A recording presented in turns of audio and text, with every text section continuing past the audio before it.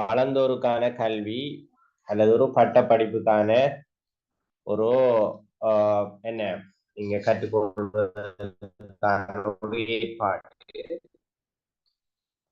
எனவே இதுல உங்களோட மிக முக்கியமான ஒரு விஷயம்.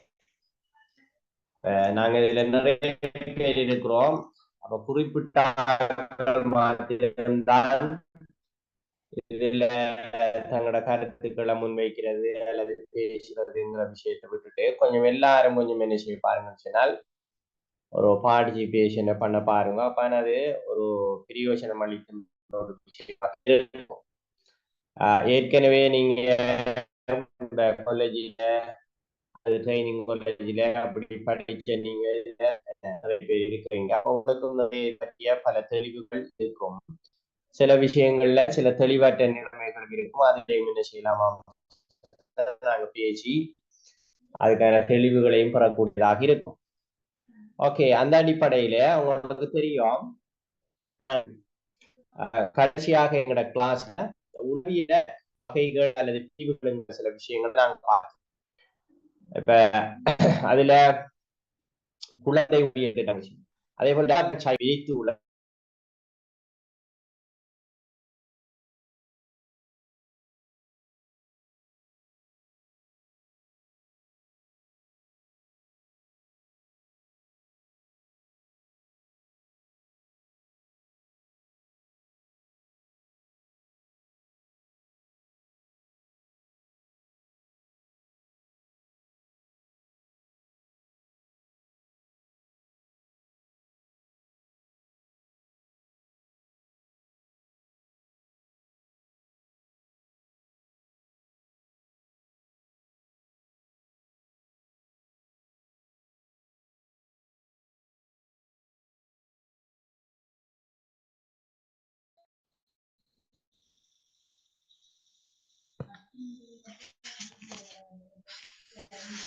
ஓகே, அந்த கவரேஜில் ஏதோ ஒரு சின்ன சிக்கல் என்றால் அப்ப அந்த விரித்து உளவியல் அடுத்தது நாங்க சொன்னோம் டெவலப்மெண்ட் சைக்காலஜியோட சைல்ட் சைக்காலஜி குழந்தை உளவியல். இது ரெண்டுக்கும் இடையில நிறைய தொடர்பு இருக்கிறது நாங்க சொன்னோம். இந்த எஜுகேஷனல் சைக்காலஜி கல்வி உளவியலை பொறுத்த வரையில இந்த விரித்தி வளர்ச்சி இந்த டெவலப்மெண்ட் சைக்காலஜியோட இந்த சைல்ட் சைக்காலஜிங்கிற விஷயமும் கட்டாயம் என்ன செய்யப்படுமா. இந்த எஜுகேஷனல் சைக்காலஜி இந்த கல்வி உளவியல்ங்கிற விஷயத்துல பிள்ளையினுடைய தன்மை, பிள்ளையினுடைய வளர்ச்சி கட்டங்கள், பிள்ளையினுடைய அந்த சார்ந்த விஷயங்களை நாங்க கட்டாயம் என்ன செய்யணுமான்னு சொன்னால் அதுல தெரிஞ்சிருக்கணும். அப்ப அதற்கேற்ற வகையில அந்த பிள்ளைக்கு கற்றல் செயற்பாடுகளை நாங்க முன்னெடுக்கலாம் ஒரு விஷயம் இருக்கு. அந்த அடிப்படையில தான் இந்த எஜுகேஷனல் சைக்காலஜில இந்த மனித வளர்ச்சி விருத்தி அம்சங்கள் மிக முக்கியமான விடயங்களாக பார்க்கப்படுகிறத நாங்க பார்க்கலாம். ஓகே, அனுபவங்களின் அடிப்படையில வளர்ச்சி என்றால் என்ன என்று உங்களால சொல்லிடுமா? வளர்ச்சி அல்லது வளர்ச்சி என்று சொல்ற அந்த சொல்லுகின்ற போது உங்களுக்கு ஞாபகம் வர விஷயம் என்ன? அல்லது வளர்ச்சி என்பதனூடாக நீங்க கருதுறது என்ன சொல்லலாம்? வளர்ச்சி என்றால் என்ன என்ற ஒரு கேள்வி எங்கிட்ட பொதுவா கேட்டா நீங்க இது புல சரின்னு நீங்க ஒன்றையுமே யோசிக்க தேவையில்ல. வளர்ச்சி என்றால் என்ன என்ற ஒரு கேள்வி எங்கிட்ட கேட்கப்பட்டால் நாங்க என்ன பதில் சொல்லலாம்? உடல் உறுப்புகள் நிகழ்ற மாற்றம். வேற என்ன?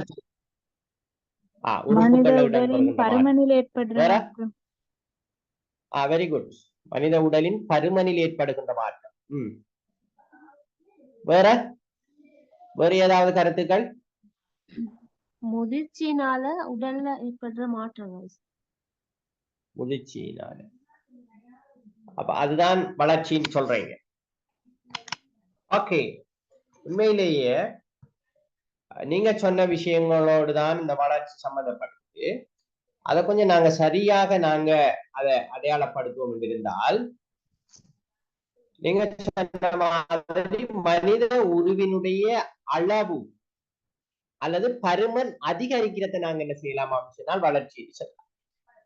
அப்ப மனித உருவத்தினுடைய அளவு அல்லது மனித உருவத்தினுடைய பருமன் அதிகரிக்கும், அதுதான் வளர்ச்சி என்று சொல்லப்படுகிறது. அதை நாங்க இன்னும் விரிவாக அல்லது விளக்கமாக சொல்வதாக இருந்தால், மனிதனுடைய நிறை கூடுதல், மனிதனுடைய உயரம் அதிகரித்தல், உடல் பருமன் அப்படியோ பெருத்தல், மூளையில வளர்ச்சி, இப்படியான அளவிடக்கூடிய உடல் உறுப்புகளை நிகழ்கின்ற மாற்றம். நீங்க சொன்னீங்க உடல் உறுப்புகள்ல இடம்பெறுகின்ற மாற்றம்டா, அந்த உடல் உறுப்புகள்ல ஏற்படுகின்ற மாற்றம் என்பது அது எப்படி இருக்கணுமா அப்படின்னு சொன்னால், அது சரியாக நேர்மாறானதாக இருக்கும், மறையானதாக இருக்கிறது. அதாவது பாசிட்டிவானதாக அதிகரிக்கின்ற ஒரு விஷயமாக அது இருக்கணும், குறைந்து போகின்ற ஒரு விஷயமாக அது இருக்கலாம். எனவே இப்ப ஒரு பிள்ளையை நாங்க பொறுத்த வரையில ஒரு இப்ப நாங்க சொல்லுவோமே, ஒரு 2 அடி இருக்கின்ற பிள்ளை 2 அடி 5 அங்குலம் அந்த பிள்ளை உயருதாம் என்று சொன்னால் அந்த பிள்ளை வளர்ச்சி அடைகிறது. ஒரு பிள்ளையினுடைய நிறை சொல்லுவோம் நாங்க ஒரு 3 கிலோ இருக்கிறது என்று வைத்துக் கொள்வோம். அந்த 3 கிலோ இருக்கிற பிள்ளை 5 கிலோவாக மாறுகிறதாம் என்று சொன்னால் அதனுடைய நிறை அதிகரிக்கிறது, அந்த பிள்ளை வளர்ச்சி அடைகிறது.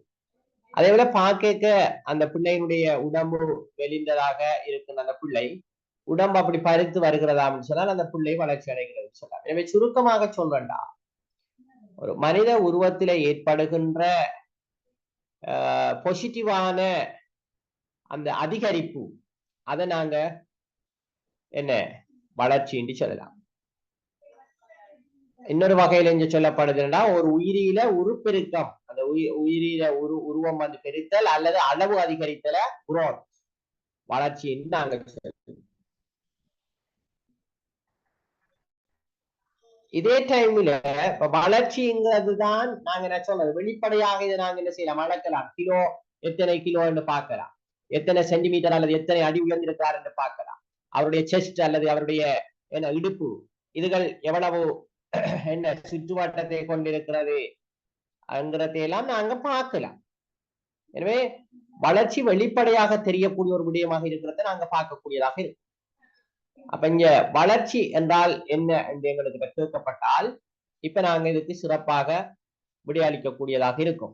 ஒரு மனித உருவத்தினுடைய பருமன் அல்லது அளவு அதிகரிக்கிறத வளர்ச்சின்னு சொல்லலாம். அதே நேரம் அதை இன்னும் விளக்கமாக சொல்றேன்னா, உயரம் அதிகரிக்கிறது, நிறை அதிகரிக்கிறது, உடல்ல பருமன் அதிகரிக்கிறது, இவைகளெல்லாம் இந்த வளர்ச்சி என்கின்ற அம்சத்துக்குள்ள என்ன உள்ளடங்கும் நாங்க சொல்லி.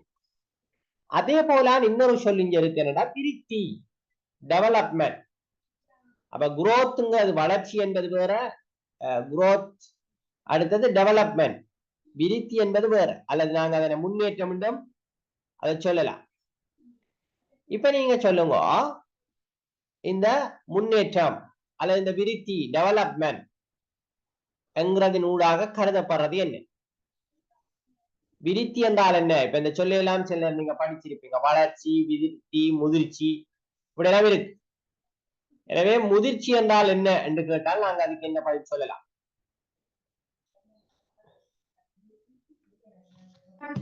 ஒரு ஆற்றல் இல்லாட்டி திறன்ல ஏற்படுற ஒரு மாற்றம். ஓகே, பிள்ளையினுடைய ஆற்றல் அல்லது திறன்ல ஏற்படுற மாற்றம். சரி, வேற வேற எப்படி நாங்க அதை அடையாளப்படுத்தலாம் விருத்தி? விருத்தின்னு சொன்னா பிறப்புல இருந்து இறக்கும் வரையாக அந்த படிமுறையாக நிறைவேற்ற செயற்பாடுகளை சொல்லுங்க சார்.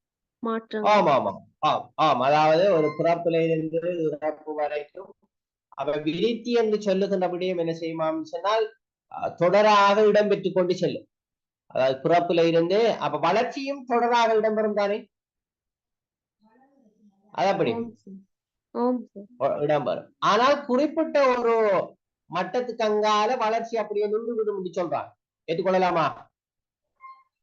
உதாரணத்துக்கு ஒருவர் 5 அடி 6 அங்குலம் வளர்ச்சி அடைகிறார்.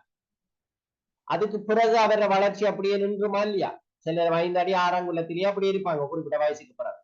அல்லது 6 அடி 6 அடிக்கு மேல அங்கே போக மாட்டாங்க. அப்படி நெடுக வளர்ந்துட்டு போனா நாங்க சில நேரம்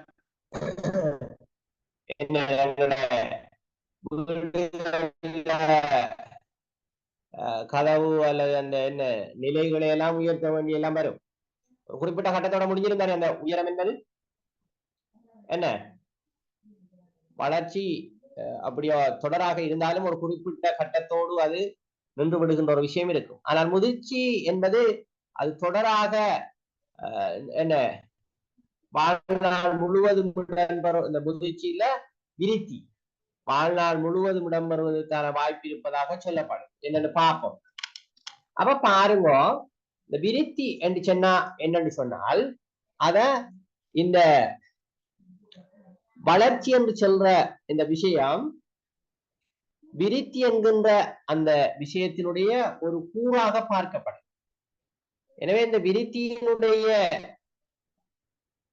அந்த உள்ளடங்கத்துக்கு அதாவது அந்த வளர்ச்சி அதாவது ஒரு முன்னேற்றம் அல்லது விருத்தியினுடைய அந்த அம்சத்துக்குள்ள உள்ளே இருக்கின்ற ஒரு விடயமாக அல்லது அதற்கு சப்போர்ட் பண்ணுகின்ற ஒரு விடயமாக பார்க்கப்படுகின்ற ஒரு விடயம் தான் இந்த வளர்ச்சியாக இருக்கிறத நாங்க பார்க்கலாம். ஓகே, அப்ப நீங்க விருத்தி என்று சொன்னால் ஒரு உயிரில ஏற்படுகின்ற அவருடைய திறன் அல்லது அவருடைய செயற்பாடுகள் ஏற்படுகின்ற மாற்றம் என்று சொன்னீங்க. பார்ப்போம் பாருங்க,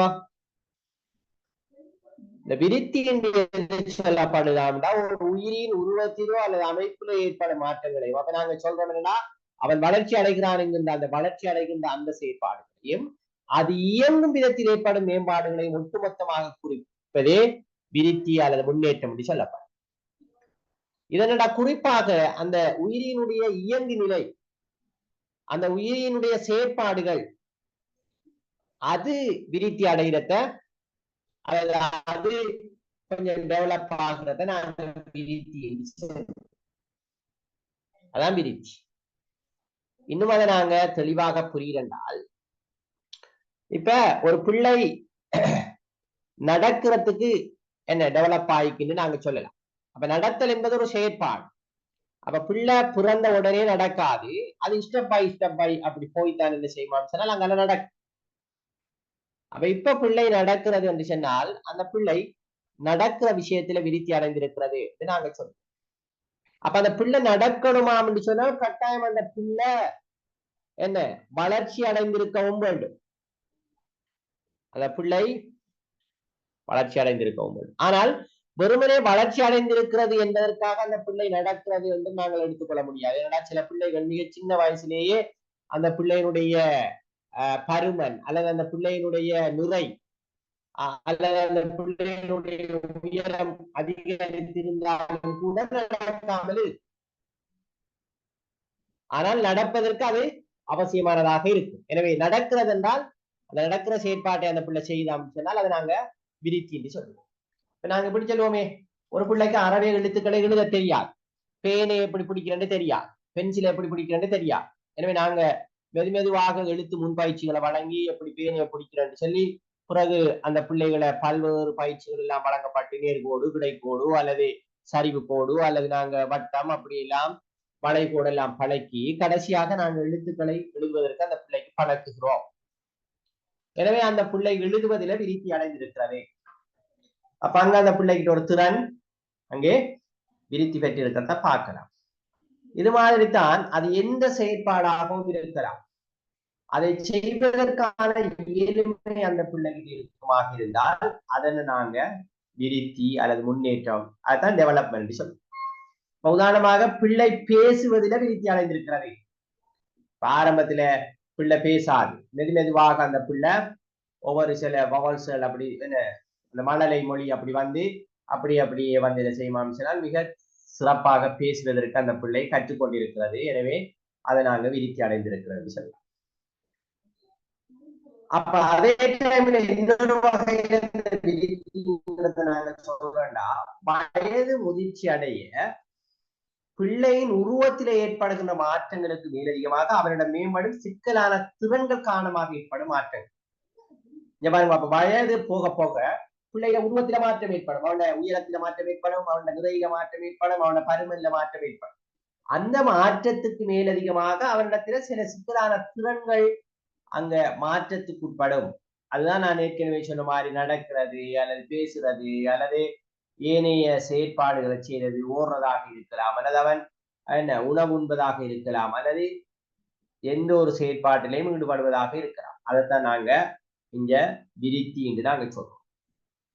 எனவே விருத்தி என்பது அதை நாங்க சரியாக அளவிடுவது என்பது சாத்தியமில்லாத ஒரு விஷயமாக இருக்கு. ஏனென்றா உங்களுக்கு தெரியும், ஏற்கனவே நான் சொன்னதை போன்றோ இப்ப நிறைய நாங்க அளவிடலாம். எத்தனை கிலோ இப்ப எத்தனை கிலோ உயரத்தை நாங்க சென்டிமீட்டரோ அல்லது அங்குலமோ இதுலயும் நாங்க என்ன செய்யலாம், அதை நாங்க உயரத்தையும் பார்க்கலாம், அளக்கலாம். ஆனால் எவ்வளவு இவர் நடக்கிறார் அல்லது எவ்வளவு இவர் பேசுகிறார் என்பதையெல்லாம் சரியான ஒரு அளவுகோலினூடாக அளத்தல் என்பது சாத்தியமை. எனவே அந்த பிள்ளையினுடைய செயற்பாடுகளை வைத்துக் கொண்டுதான் அந்த பிள்ளை எந்த அளவு விருத்தி அடைந்திருக்கிறது என்கிற ஒரு முடிவுக்கு நாங்கள் வர வேண்டியது. எனவே பிள்ளை வளருகின்ற சூழலில் இருந்து பெற்றுக் கொள்ளுகின்ற ஒழுங்கமைக்கப்பட்ட முறையான உதவிகள் எனதும் வழிகாட்டினதும் விளைவே விருத்தியாகும் என்ற ஒரு விஷயம் இருக்கு. ஒரு பிள்ளை விருத்தி அடையணும் என்றா கட்டாயம் அந்த பிள்ளைக்கு பொருத்தமான சூழல் கிடைக்கும். சூழல் சரியாக கிடைக்கலன்னா அந்த விருத்தியில பல்வேறு தடைப்படுவதற்கான வாய்ப்புகள் இருக்கு. உதாரணத்துக்கு கொண்ட சொல்றா, இப்ப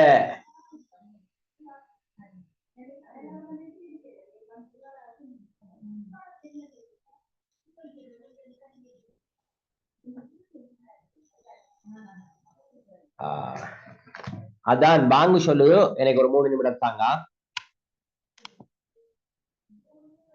நான் பேசுறது வழங்குதா? Okay sir. வாங்க முடிஞ்சிட்டு போறோம், அதான் முடிஞ்சிட்டு போறோம் தொடர்.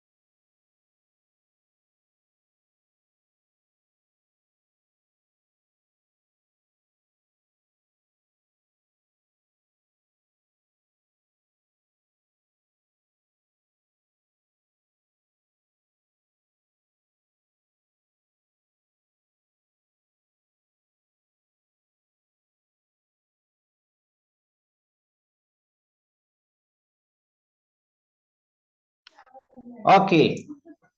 அப்ப நாங்க சொன்னோம் ஒரு பிள்ளையிட விருத்தியில மிக முக்கியமான தாக்கம் செலுத்துற அதை நாங்க விரிவாக பிறகு பார்க்கலாம். ஒரு பிரதானமான ஒரு அம்சம் தான் இந்த சூழல். உதாரணத்துக்கு நாங்க சொல்லுவோம் இந்த பிள்ளைகள் நடக்கிறதுக்கு கற்றுக்கொள்கிறது நீங்க வச்சுக்கொள்ளுங்க. பிள்ளைட நடைய விருத்தியாக சில நேரம் பிள்ளைகளுக்கு வாக்கர் கொடுப்பாங்க.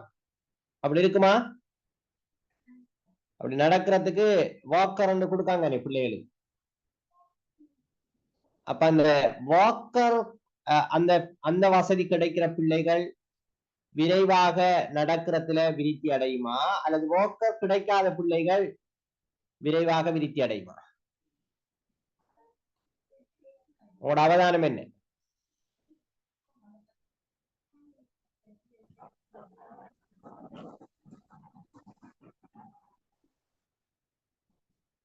விளங்கல?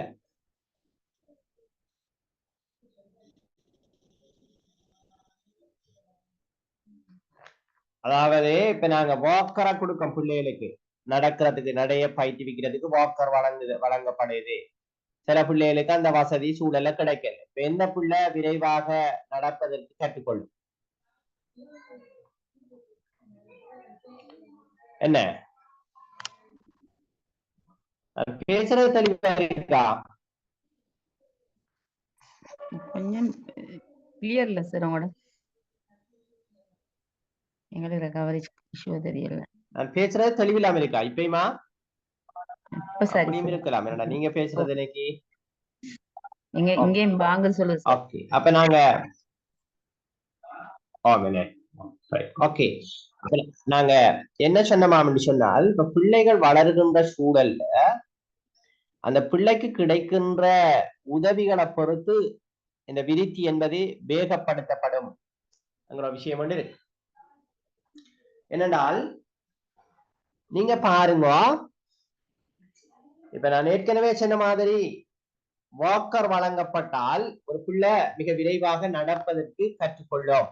எனவே அந்த பிள்ளையினுடைய நடை விருத்தி அடை. அதே நேரம் நாங்க இன்னொரு விஷயத்தை வச்சு கொள்வோமே, இப்ப அதிக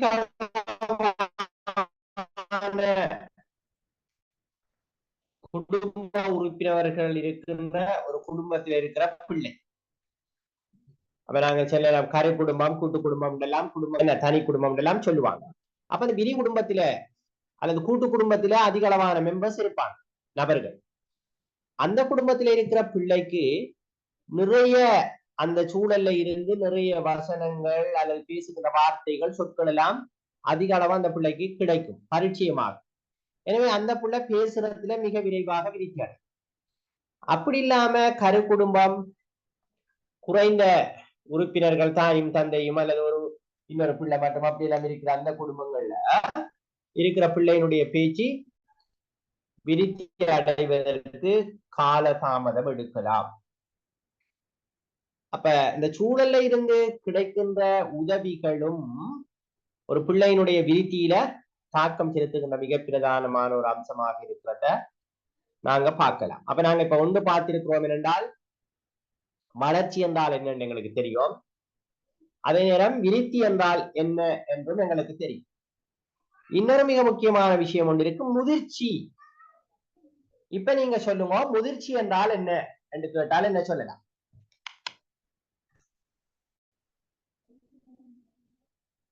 முதிர்ச்சி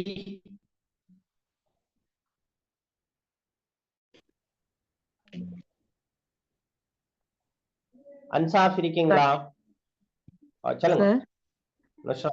இந்த பரம்பரை அழகுகளால தீர்மானிக்கப்பட்டு இந்த இயற்கையாகவும் இயல்பாகவும் நிகழும் மாற்றம். Very good.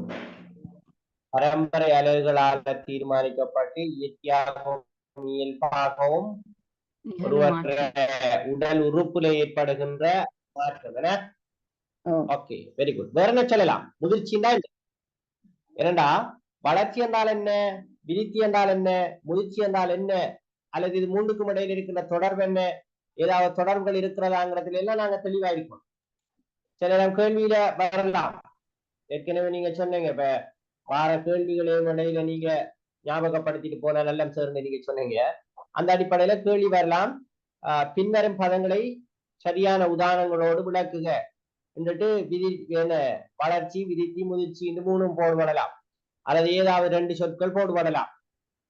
அல்லது விருத்தி, வளர்ச்சி, முதிர்ச்சி ஆகிய சொற்களுக்கு இடையிலே அல்லது ஆகிய சொற்களை விளக்கி இவைகளுக்கு இடையில் இருக்கின்ற ஒற்றுமை வேற்றுமைகளை தெளிவுபடுத்துகலாம், கேட்கப்படலாம். அப்ப எங்களுக்கு தெளிவாக வளர்ச்சிண்டா என்ன, முதிர்ச்சிண்டா என்ன, விருத்திண்டா என்ன எங்களுக்கு தெளிவா தெரிஞ்சிருக்கும். அப்ப நீங்க இப்ப சொல்லுங்க, முதிர்ச்சி என்றால் என்ன என்றால் ஒரு நல்ல ஒரு கருத்து இப்ப முன்வைக்கப்பட்டது. வேற என்ன அதற்கு நாங்க விளக்கங்கள் சொல்றோம்டா சொல்லலாம். முதிர்ச்சி வயதுக்கேற்ப நிகழ்றது, உதாரணமா பல்லு வாரது, தவழ்றது சொல்லலாம்.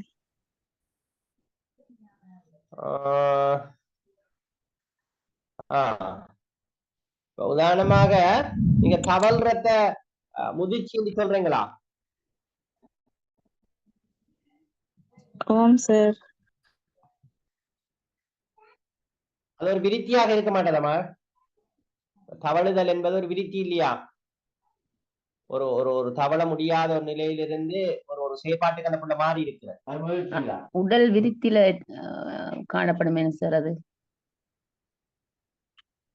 அது விருத்திக்குள்ளவா தவழ்றது என்பது விருத்தி. நீங்க சொல்லலாம் பல் ஒரு பிள்ளைக்கு முளைத்தல் என்பதை முதிர்ச்சிக்குள்ள கொண்டு போகலாம். எது முதிர்ச்சி உடல்ல உள ரீதியா நிகழ்றது தானே சார், ரெண்டுலயும் மாற்றம் ஏற்படுறது. எதை சொல்றாங்க? விருத்திய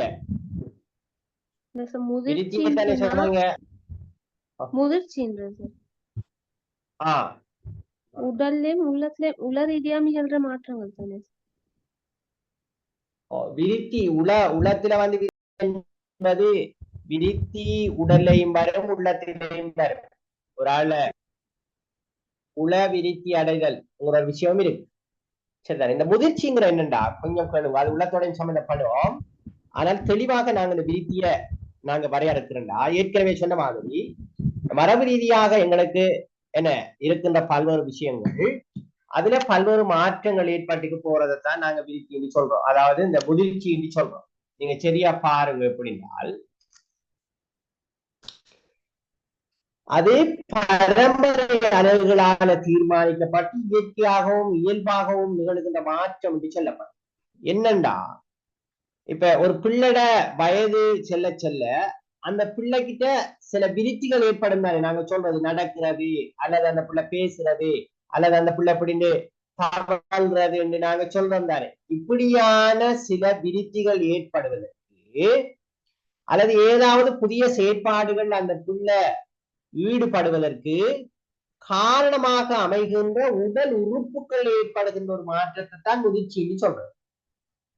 தெளிவா நாங்க விளைவிக்கணும். என்னண்டா நான் இன்னொரு வகையில சொல்றேன்டால், இப்ப பிள்ளைகிற இப்ப எல்லாருக்கும் வாய் இருக்கிறது, நாவு இருக்கிறது. அந்த பிள்ளைகள் பிறந்த உடனே பேச மாட்டான். ஏன் பேச மாட்டான்டால் அந்த பிள்ளை பேசுவதற்கு ஏற்ற வகையில அந்த பிள்ளையினுடைய குரல் நான் ஏனைய அந்த பேச்சு உறுப்பு முதிர்ச்சி அடைந்திருக்க மாட்டாது. எனவே அந்த சத்தம் சரியாக வராது. அப்ப இந்த உடல் இந்த நாங்க குரல் நான் என்று சொல்றது இந்த பேச்சு இந்த உறுப்பு சரியாக முதிர்ச்சி அடைகின்ற போதுதான் அந்த பிள்ளை என்ன செய்யுமாம் சொன்னால் பேசப்படாது. அப்ப அது வளர்ச்சி இல்லாது. இப்ப முதிர்ச்சி என்பது ஒரு ஸ்ட்ரென்த் நிலை மாதிரியாக ஒரு விஷயத்தை தான் இங்க சொல்லப்படுது. அல்லது இன்னொரு விதத்துல நாங்க சொன்னா உங்களுக்கு வழங்க நினைக்கிறேன். நாங்க சொன்னா ஒரு பிள்ளை நடக்கணுமா அப்படின்னு சொன்னால் அந்த பிள்ளை வளர்ச்சி அடையணும் சொன்னேன். அந்த பிள்ளோட என்ன கால் கை சரி அந்த உடல் எல்லாம் என்ன செய்யுமா அப்படின்னு சொன்னால் வளர்ச்சி அடையும். அப்ப அதுல இந்த கால் அந்த பிள்ளோட வளர்ச்சி அடைகிறாரு. சொன்னேன் சின்ன பிள்ளைகளுக்கு கால் பெருமனாக பருத்து என்ன வளர்ச்சி அடைந்திருக்கும். ஆனால் அதால நடக்கிறார். ஏன் நடக்கிறாண்டா அந்த மசல்ஸ் தசைகள் சரியான ஒரு ஒன்றோடு பின்னி பிணைந்த வகையில் அது முதிர்ச்சி அடையும். அந்த எலும்பு சரியாக முதிர்ச்சி அடைந்திருக்கும். அந்த நரம்பு தொகுதிகள் அங்க என்ன செய்யணும் சொன்னா முதிர்ச்சி அடைந்திருக்கும். அப்ப அந்த பிள்ளையால காலை சரியாக ஊன்றி நடக்கக்கூடியதாக இருக்கும். எனவே வளர்ச்சி என்பது பருமனில அல்லது அளவுல பெருக்கிறதும், முதிர்ச்சி என்பது அந்த உடல்ல அந்த உறுப்புல ஏற்படுகின்ற ஒரு ஸ்ட்ரென்த், என்ன ஒரு அந்த அந்த ஒரு ஏதாவது குறிப்பிட்ட ஒரு வேலையை செய்வதற்கான வகையில அந்த உறுப்பு உறுதி அடைகின்ற ஒரு விஷயத்தை தான் நாங்க முதிர்ச்சின்னு சொல்றோம். வழங்கிட்டாய்ப்பா என்ன? இப்ப முதிர்ச்சிக்கு ஓரளவு என்ன விளக்கம் கிடைத்திருக்குமா? என்ன சொல்றீங்க? ஓ சார். நாங்க சொல்லுவோமே, ஒரு பிள்ளைக்கு பல்லு வந்து வைங்கம்மா, ஒரு பிள்ளைக்கு பல்லு வந்து, அந்த பிள்ளைக்கு பல்லால ஏதாவது இப்ப கடிக்க இயலும். ஆனால் மிக சின்ன அந்த அந்த மிக சின்ன பற்களை வைத்துக் கொண்டு அந்த பிள்ளை கடிக்கிறதுக்கும், அந்த பல்லு வந்து கொஞ்சம் ஸ்ட்ரென்த் ஆயினத்துக்கு போகவும் கொஞ்சம் கனமான ஏதாவது பொருட்களை கடிக்கலாமா? அப்படி இருக்குமா இருந்தால் அந்த பல்லு இப்ப முதிர்ச்சி அடைந்திருக்கிறது, எலும்பு முதிர்ச்சி அடைகிறது, தசை முதிர்ச்சி அடைகிறது. அப்ப வளர்ச்சி என்பது வேற, விருத்தி என்பது வேற, முதிர்ச்சி என்பது வேற. ஒரு பிள்ளை விருத்தி அடைவதற்கு வளர்ச்சியும் முதிர்ச்சியும் மிக அவசியம். ஏற்றுக்கொள்ளலாமா? ஒரு புள்ள விருத்தி அடையணுமா என்று சொன்னால் அந்த புள்ள வளர்ச்சி அடைந்து மட்டும் தானே. சும்மா சில பிள்ளைகளை பாத்தீங்களான்னு சொன்னால் நிறைய கிலோ இருக்கும், அதெல்லாம் மிக கருத்து ஏன்னா அதுல அந்த இன்னும் அந்த அதே நேரம் எல்லா பிள்ளைகளும் ஒரே ஒழுங்கமைப்பில் என்ன செய்யலாம் சொன்னால் முதிர்ச்சி அடையலாம். நீங்க பாத்தீங்க தானே பிள்ளைகளை, ஒரு பிள்ளை வந்து ஒரு குறிப்பிட்ட காலத்தால மிகச்சிறப்பாக பேசு, அதே நாள் பிறந்த பிள்ளை அதே காலத்துல பிறந்த பிள்ளை கொஞ்சம் பிந்தித்தான் பேசு. அப்ப அப்ப முதிர்ச்சி அப்ப என்னென்றால் சில நேரங்கள்ல அந்த பிள்ளைட குரல் நான் முதிர்ச்சி அடைவதற்கு காலம் எடுக்கலாம். அதை நாங்க இப்படின்னு சொல்லலாம், சில பிள்ளைகள் மிக விரைவாக நடக்கிறதுக்கு காட்டுக்கொள்வாங்க, நடப்பான். ஆனா இன்னும் சில பிள்ளைகள் நடக்கிறதுக்கு காலம் எடுக்கும். ஒரு குறிப்பிட்ட காலத்தால பிள்ளைகள் நடக்கணுங்கிற ஒரு செயற்பாடு ஒரு பருமட்டான ஒரு காலப்பகுதி இருந்தாலும் அதற்கு அங்காலும் என்ன செய்யுமா சொன்னால் பிள்ளைகள் நடக்காமல் இருக்கிற சில நிலைமைகளை காணலாம். இருக்குமா அப்படி? ஆகவே எல்லா பிள்ளைகளும் ஒரு ஒழுங்கமைப்புல முதிர்ச்சி அடைந்தாலும் முதிர்ச்சிய வேகம், முதிர்ச்சி என்பது படிப்படியாகத்தான் அப்படி போகும் ஒரு ஒழுங்கமைப்புல. ஆனால் அதனுடைய வேகம் சில பிள்ளைகளுக்கு ஏழியா நடக்கும், சில பிள்ளைகளுக்கு கொஞ்சம் தாமதமாக. இப்ப ஓகே தான் இந்த 3 பதங்களுக்கு இடையிலான விளக்கம். வேறு ஏதாவது நீங்க சொல்றால் என்ன? ஆம் சொல்லுங்க, சொல்லுங்களாமா? வயதுக்கேற்ப குறித்த வேலை செய்வதற்கான ஆப்ஷன், வயதுக்கேற்ப குறித்த வேலை செய்வதற்கான ஆப்ஷன். ஆம், கிட்டத்தட்ட இப்ப உண்டு. இப்ப நாங்க சரியா தெளிவா பண்ணி கொள்ளணும். வளர்ச்சி என்பது அது பருமன்ல ஏற்படுகின்ற அளவில் ஏற்படுகின்ற மாற்றம். விருத்தி என்பது ஒரு குறித்த அந்த வயசுல அல்லது குறித்த அந்த இதுல ஏதாவது ஒரு செயலை செய்வதற்கான ஆற்றல், அதை செய்கின்ற அந்த செயற்பாடு. ஆனால் முதிர்ச்சி என்பது அதை செய்வதற்கு அந்த உறுப்புல ஏற்பட்டிருக்கின்ற ஒரு மாற்றம், அது என்ன ஒரு உறுதிநிலை. அந்த அந்த செயலை செய்வதற்கு அந்த உறுப்பினுடைய இயலுமை, அது அப்பான அந்த செயலை செய்யலாம். இப்ப உதாரணத்துக்கு சொல்லுவாங்க, பேனாவை பிடிக்கிறேன்னு நீங்க வச்சுக்கணும். பேனாவை பிடிக்கிறேன்டா ஒரு சின்ன வயசு பிள்ளை சரியாக அந்த பேனாவை பிடிக்காது. நான் உங்களுக்கு சில நேரம் அது இதுல கிடைக்க எனக்கு தெரியாது. நான் இப்ப 7 மாமண்டா இப்ப நான் உங்களுக்கு காட்டலாம். நான் அதை பார்ப்பேன், இதுக்குள்ள நான் ட்ரை ஒன்று பண்றேன். ஒரு 3 வயது பிள்ளையினுடைய கை இருக்குதாங்க, அத எக்ஸ்ரே எடுத்து பார்க்கின்ற போது அந்த பிள்ளட கையினுடைய அந்த உள்ளுக்கு இருக்கின்ற எலும்புகள் இருக்குத்தானே, அது எப்படி இருக்கிறதுங்கிறதையும் ஒரு 5 வயது பிள்ளட ஒரு கையை நாங்க எக்ஸ்ரே எடுத்து பார்த்தா அந்த கை எப்படி இருக்கிறது என்கிறதையும் நாங்க பார்க்கலாம். அப்ப இது ரெண்டும் என்ன செய்யுமா அப்படி சொன்னால், அந்த எலும்பு எந்த அளவு முதிர்ச்சி அடைந்திருக்கிறது என்பதை நாங்க சிறப்பாக அதுல விளங்கி கொள்ளக்கூடியதாக இருக்கும். எனவே இப்ப நாங்க சின்ன பிள்ளையில ஒரு பிள்ளைக்கு பேனையை பிடிச்சு எழுதுறதுக்கு நாங்க கொடுப்போம் இருந்தால் உண்மையிலேயே அந்த பிள்ளைக்கு சரியாக அதை பிடிச்சு எழுதுறதுக்கு இயலாம இருக்கு. ஆனா நாங்க அந்த பிள்ளட விரல்கள் அந்த கை சரியாக முதிர்ச்சி அடைந்ததற்கு பிறகு அந்த பிள்ளைகிட்ட நாங்க பேனாவை கொடுத்து அதை பிடித்து எழுதுவதற்கு அந்த பிள்ளைக்கு வழிகாட்டுவதுதான் மிக பொருத்தமானதாக இருக்கு. இல்லண்டா இப்ப அந்த முதிர்ச்சி அடைவதற்கு முன் நாங்க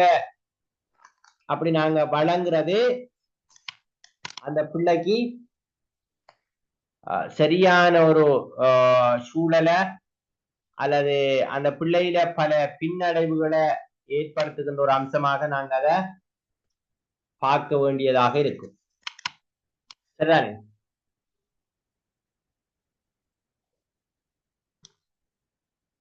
உதாரணத்துக்கு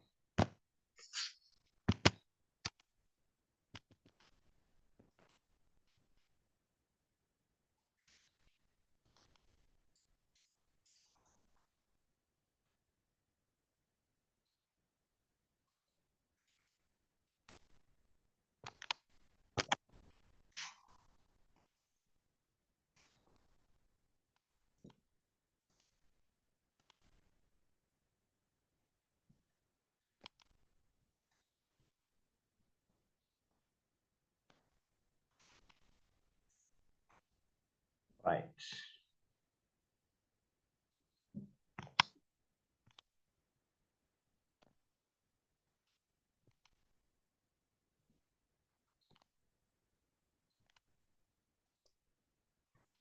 உங்களுக்கு இந்த திரையில உங்களுக்கு ஏதாவது தெரியுதா?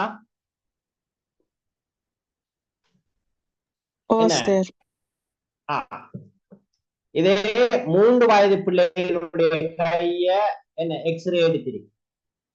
இங்க பாருங்க, 6 வயது பிள்ளைகளுடைய கையை எக்ஸ்ரே எடுத்து இப்ப நாங்க சும்மா கையை பார்க்கக்குள்ள வெளியால அதனுடைய பருமன் வளர்ச்சி என்பது கிட்டத்தட்ட ஓரளவு ஒரு சமனான நிலை மாதிரி இருந்தாலும் உள்ளுக்கு பாருங்க இந்த எலும்புகள் ஒன்றோடொன்று தொடர்பட்ட டிஸ்டன்ட் ஆகிற நிலைமை, அதுக்கு இதுக்கு இடையில வித்தியாசம் இருக்கா? என்ன இது தெளிவா தெரியுது உங்களுக்கு? தெரியுது.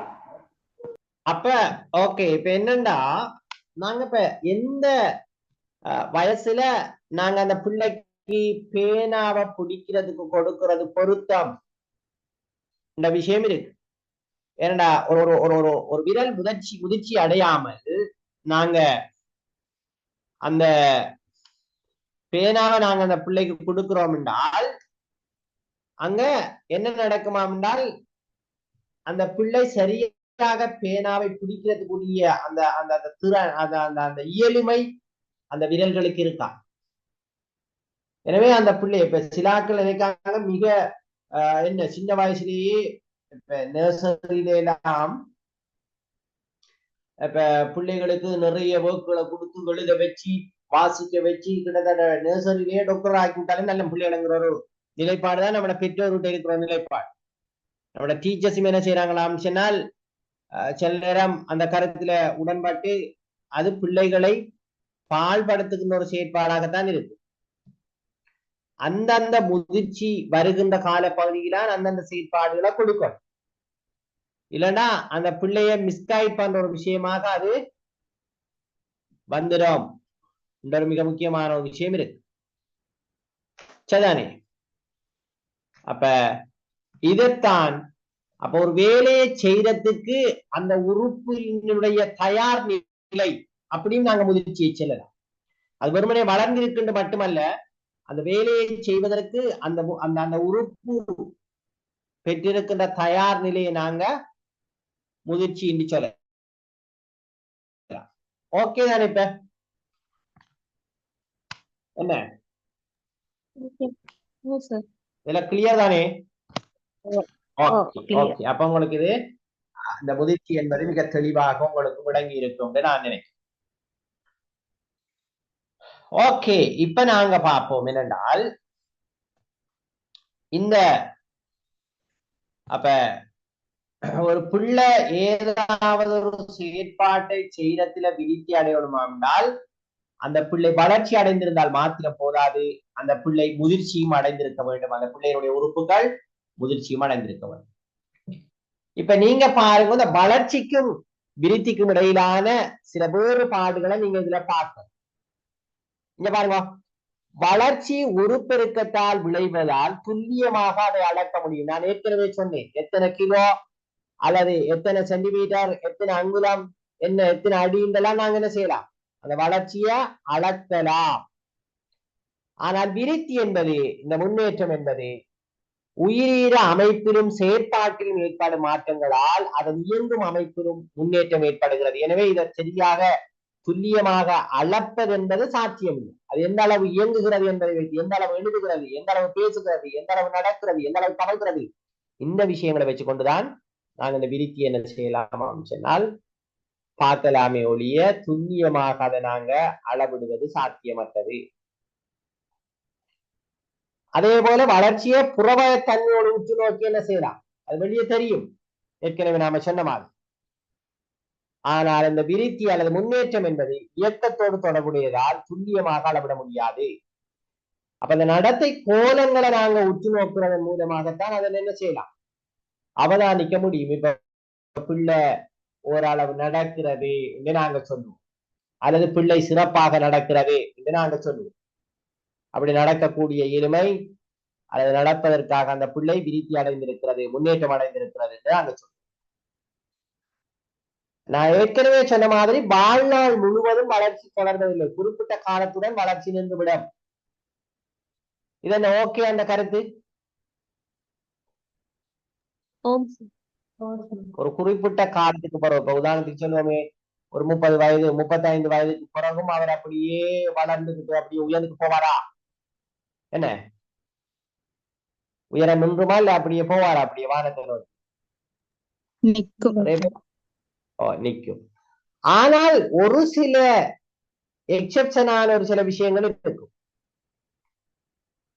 அதை தாண்டியும் வளர்ற ஒரு சில விஷயங்கள் இருந்தான்னு சொல்லுங்க.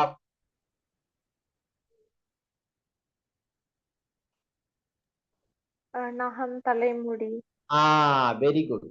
நகம், தலைமுடி, இப்படியான சில விஷயங்கள் அதை தாண்டியும் சில நேரம் வளர்ந்தாலும் இப்ப முடி வளர்கிறது என்று வைங்கோ, அதுவும் ஒரு குறிப்பிட்ட எல்லைக்கு அங்காலையும் வளருமா? இப்ப பெண்கள் எல்லாம் முடி வெட்டுறாங்களா இல்லையே? சில பெண்கள் வெட்டுறாங்க, அது வேற விஷயம். பொதுவாக பெண்கள் முடி வெட்டுறல்ல, ஆனா அப்படியே முடி அப்படியே வளர்ந்து வளர்ந்து போய் கால் அப்படியே தாண்டி நிலத்தில அப்படியே நடந்து போகக்குள்ள அரங்கி வார அளவுக்கு வருகிறது. என்ன இல்ல.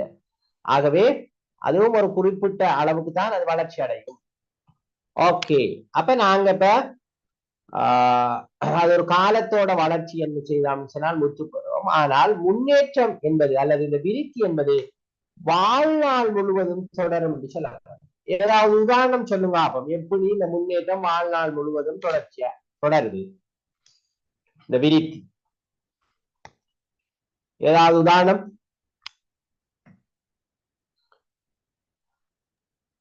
சார் அந்தந்த வயது பக்குவத்துக்கு ஏற்ப ஒவ்வொருத்தருக்கு அந்த ஒரு மெச்சூரிட்டி ஒன்று வருது. அந்த சின்ன வயசுல இருக்கிற ஒரு மெச்சூரிட்டி கொஞ்சம் வளர்ந்ததுக்கு அப்புறம் அடைய நாங்க செஞ்சது இல்லைன்ற அந்த உணரக்கூடிய ஒரு பக்குவம் ஒன்று ஏற்படும். அது வயதாகும் வரை வந்து அந்த கூடிக்கொண்டே தான் நினைக்கும் ஒவ்வொரு எக்ஸ்பீரியன்ஸுக்கு ஏற்ப அப்படி அந்த மெச்சூரிட்டி லெவல். ஓ ஓ ஓ அடுத்தது நான் இங்க அது ஓகே நீங்க சொல்ற விஷயம் நல்ல விஷயம். இப்ப இந்த அந்த இந்த வளர்ச்சிங்கிறது நின்றும் விருத்தி டெவலப்மெண்ட் என்பது ஒரு ஆள்ல தொடராக ஏற்படுங்கிறதுக்கு ஒரு நல்ல உதாரணம் என்று சொல்லுங்க. நீங்க அதை உணர்றங்கிற ஒரு விஷயம் ஒன்று இருக்கு, அது ஓகே. அதே டைம்ல செயற்பாடுகள்ல ஏதாவது விருத்தி தொடராக வாரது?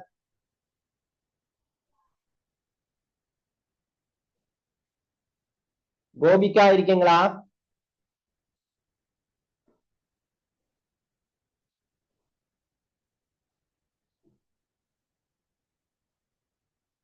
இப்ப என்னடா இந்த ஒன்லைன்ல படிக்கிற சிஸ்டத்துல ஒரு விஷயம் இருக்கு, நான் அடிக்கடி சொல்றது என்னடா, முன்ன நாங்க இப்ப வகுப்பறையில நாம படிப்பிக்கிற இதுல சொல்லுவாங்க எப்படியான்னு சொன்னால் physically present but mentally absent என்று சொல்லுவாங்க. பிள்ளைகள் எல்லாம் வகுப்பறையில இருப்பாங்க, ஆனால் அவர்களுடைய எண்ணங்கள் எல்லாம் இங்கே போய் வந்து இருக்கும்.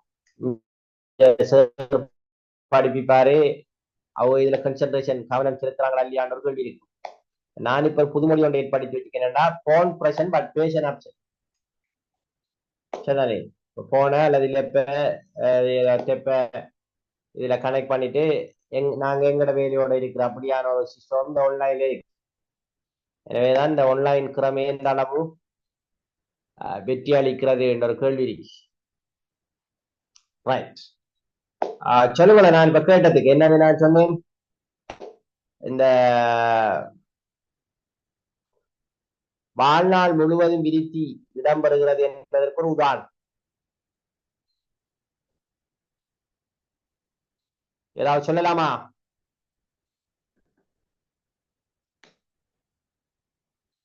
உதாரணத்துக்கு பார்ப்போம். இப்ப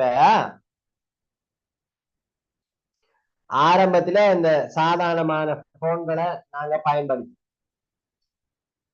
அதாவது வீட்டில் இருக்கிற என்ன லேண்ட் போனுங்கிற ஒரு விஷயம் கொண்டு இருக்கிறது. பிறகு வந்து என்ன செய்திருக்காம் சொன்னால் ஒரு ஹேண்ட் போன் வந்தது. எனவே அந்த சமகாலத்தில் இருக்கிற 70 வயசு நபரும் அந்த ஹேண்ட் போனை பயன்படுத்துவதற்கான இயலுமையை அவர் பெற்றுக்கொண்டாரா இல்லையா? சொல்லுங்க. இப்ப அவருக்கு சின்ன வயசுல எல்லாம் அது தெரியாது. இப்ப அவருக்கு 70 வயசு, அவருக்கு அந்நேரம் இந்த பட்டுனை நசிக்கிற ஹேண்ட் போன் கிடைக்குது. அவரு மெதுவாக அதுல விருத்தி அடைந்து அதை பாவிக்கிறதுக்கான இயலுமையை பெற்றுக்கொண்டாரா? என்ன அப்படித்தானே? கற்றுக்கொண்டார் சார். கற்றுக்கொண்டார். அப்ப அவர் விருத்தி அடைஞ்சிருக்காரா இல்லையா? அந்த போனை பாவிக்கிற அவர் அந்த போனை பாவிக்கிற விஷயத்துல அவர் விருத்தி அடைஞ்சாரா இல்லையா?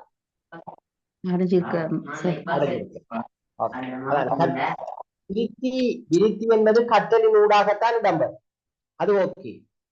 அடுத்து நாங்க இப்ப பார்ப்போமே, இப்ப ஸ்மார்ட் போன் வந்துருக்கு. எவ்வளவு வயது போனவர்களும் அதை பயன்படுத்துறதுக்குரிய இயலுமைய தங்களுக்குள்ள வளர்த்துக் கொள்றாங்களா? வளர்த்துக் கொள்றாங்க சார், வளர்த்துக் கொள்றாங்க.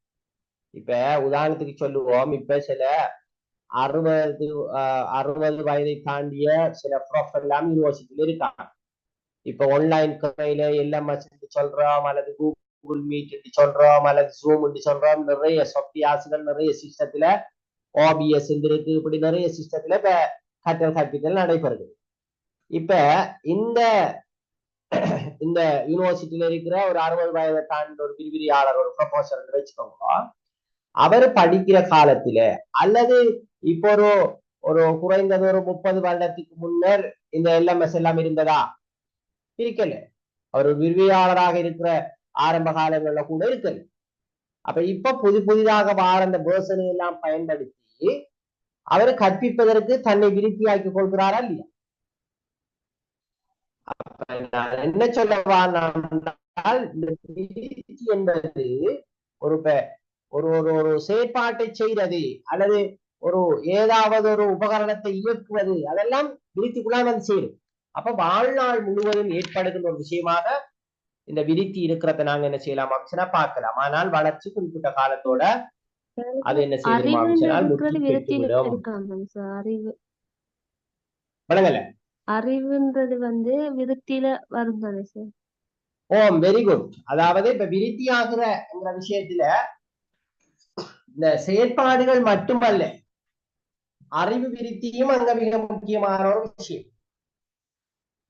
அந்த செயற்பாட்டு விருத்திங்கிற அதே நேரம் அறிவு விருத்தியும் சேர்ந்துதான் இந்த விருத்தி என்ன செய்யுமாம் சொன்னால் ஒரு மனிதனிலே ஏற்படும்.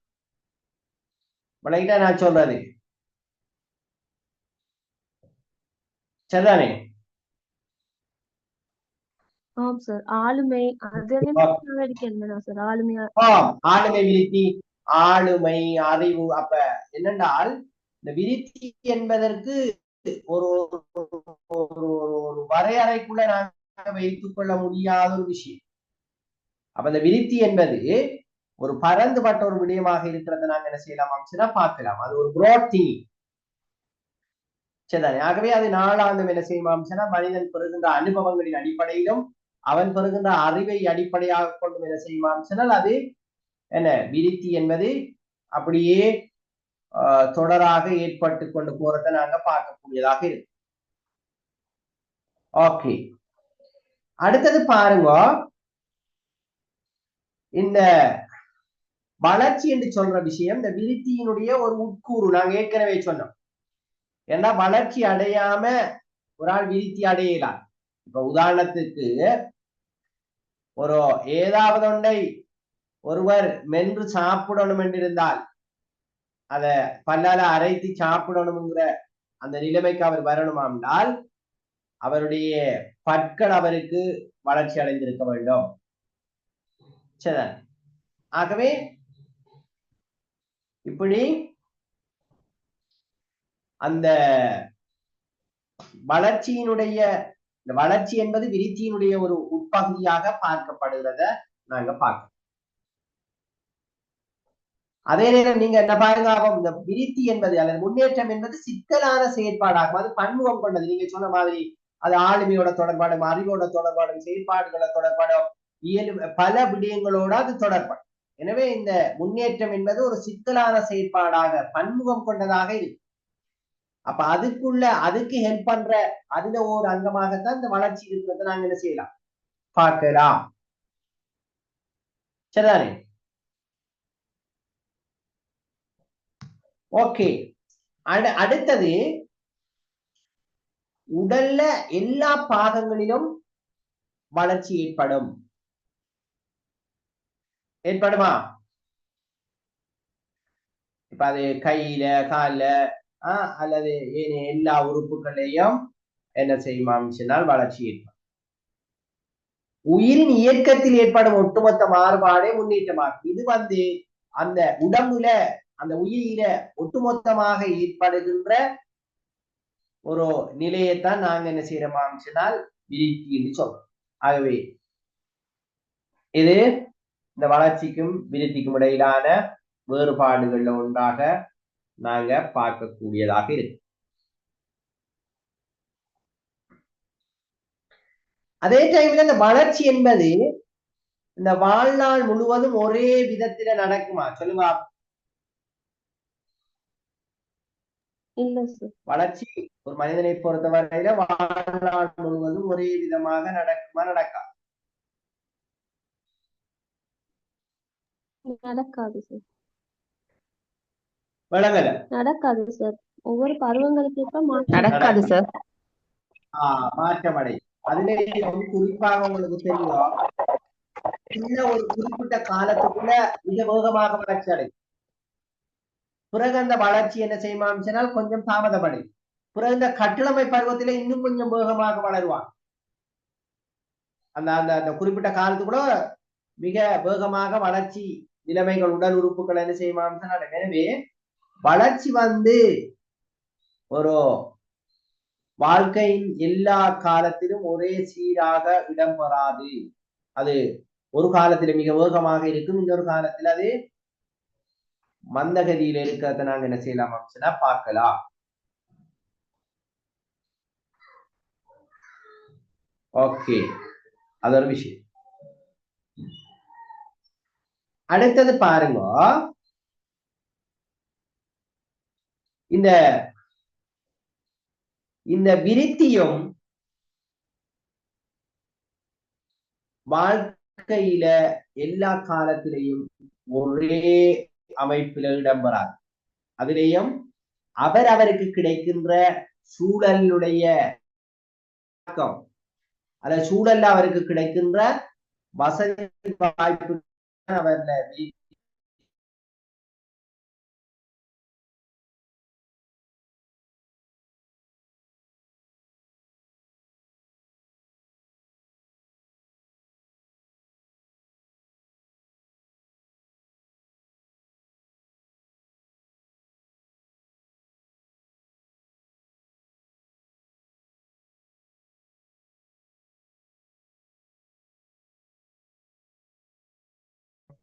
விருத்தி என்பது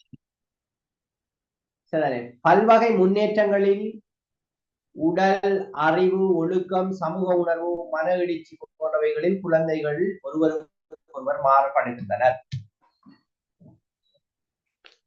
இந்த வளர்ச்சியை பொறுத்த வரையில சில வேறுபாடுகள் பிள்ளைகள்கிட்ட காணப்பட்டாலும் அது நாங்க ஒரு ஏதோ அதுல காலம் பிந்துறது முந்துறது இருந்தாலும் அது வளர்ச்சி என்பது இடம்பெறும். ஆனால் முன்னேற்றம் என்கிறதுல பல பல்வகை நிலைமைகளை நாங்க பார்க்கலாம். அந்த விருத்தி பாருங்க, இதுல அறிவு விருத்தி, நீங்க சொன்ன விஷயம், ஒழுக்க விருத்தி, சமூக விருத்தி, சோசியல் டெவலப்மெண்ட், உணர்வு, அதே போல மன எழுச்சி, அதுவும் மிக எமோஷனல் டெவலப்மெண்ட் மிக முக்கிய. மனிதர்களுக்கு இன்னைக்கு நிறைய இந்த எமோஷனல் சார்ந்த விஷயங்கள விருத்தி அடையாததன் ஊடாகத்தான் இந்த எமோஷனல் டெவலப்மெண்ட் சரியாக ஒரு பிள்ளைக்கு சின்ன வயதிலிருந்து ஏற்படுத்தப்படுமாக இருந்தால் பதட்டம், பதகளிப்பு, பயம், அப்படியான விஷயங்கள் எல்லாம் அந்த பிள்ளை சரியாக அந்த நிலைமைகளை சமாளித்துக் கொள்ளும். கோபம், அதே போல அதிக அளவான சந்தோஷம். சிலருக்கு சந்தோஷத்தை எப்படி நாங்க வெளிப்படுத்துறோம்னு தெரியா, மற்றவர்களுக்கு இடைஞ்சலை விளைவிக்கின்ற அளவுக்கு சில சந்தோஷங்களை வெளிப்படுத்துகின்ற நிலைமைகளை நாங்க பார்க்கக்கூடியதாக இருக்கு. எனவே இந்த விருத்தியை பொறுத்த வரையில இப்ப இதுல ஒருவருக்கொருவர் வித்தியாசமான நிலைமைகளை நாங்க அவதானிக்கக்கூடியதாக இருக்கு. அப்ப அறிவு விருத்தி சிலருக்கிட்ட மேம்பட்டு இருக்கும், சிலருக்கிட்ட ஒழுக்க விருத்தி குறைந்திருக்கும். அதே போல சமூக விருத்தி அல்லது சமூக உணர்வுகள் சார்ந்த விடயங்கள் சிலர்கிட்ட கூட இருக்கும், குறைஞ்சிருக்கும். எனவே இது ஒருவருக்கு ஒருவர் மாறுபடுகின்ற தன்மையை பார்க்கலாம். எனவே விருத்தி என்பது நீங்க ஏற்கனவே சொன்னதை போன்று அது அறிவு, அது ஒழுக்கம், ஆன்மீகம், சமூகம், மன எழுச்சி, சரிதானே, இப்படி எல்லா விஷயங்களோடையும் தொடர்பற்ற விடயமாகத்தான் இந்த விருத்தி பார்க்கப்படும். எப்படி எங்களை எமோஷனை நாங்க கட்டுப்படுத்துறோம் அல்லது எங்களை எமோஷனை நாங்க எப்படி மேனேஜ் பண்றது, எமோஷனல் இன்டெலிஜென்ட் இன்றைக்கு சொல்றாங்க. அப்ப அதெல்லாம் இந்த விருத்தியோட சம்பந்தப்பட்டிருக்கிற விஷயம். இந்த வளர்ச்சி என்கிறது மரபணுக்களால தீர்மானிக்கப்படுகிறது என்று சொல்லப்படுது. ஏற்றுக்கொள்ளலாம் அந்த கருத்தை. மரபுகளால, அதை மரபணுக்கள் என்று சொன்னாலே நாங்கள் நிறமூத்தங்கள் என்று சொல்றோம். தாய்கிட்டையும் தந்தைகிட்டையும் இருந்து கடத்தப்படுகின்ற 23 சோடி நிறமூத்தங்கள் தான் ஒரு பிள்ளையினுடைய உருவாக்கத்துல பிரதானமான பங்கு வகிக்குது என்று சொல்றோம். அப்ப அதுல என்ன சொல்லலாம், இந்த ஒரு பிள்ளையினுடைய இந்த வளர்ச்சியில ஒரு மரபணுக்கள் தாய் தந்தையர்கிட்ட இருந்து வார விஷயம் அதிக அளவு செல்வாக்கு செலுத்துது என்று சொல்லப்படுது. ஏற்றுக்கொள்ளலாம் அந்த கருத்தை. உதாரணம் ஏதாவது சொல்லலாமா? என்ன? பிள்ளையிடம் வந்து நிறம்,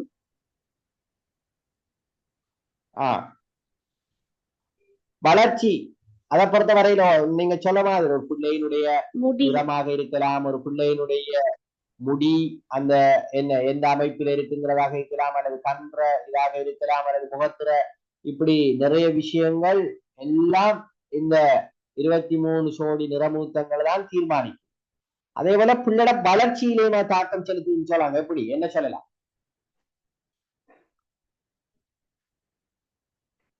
உதாரணத்துக்கு உயரம் சார்.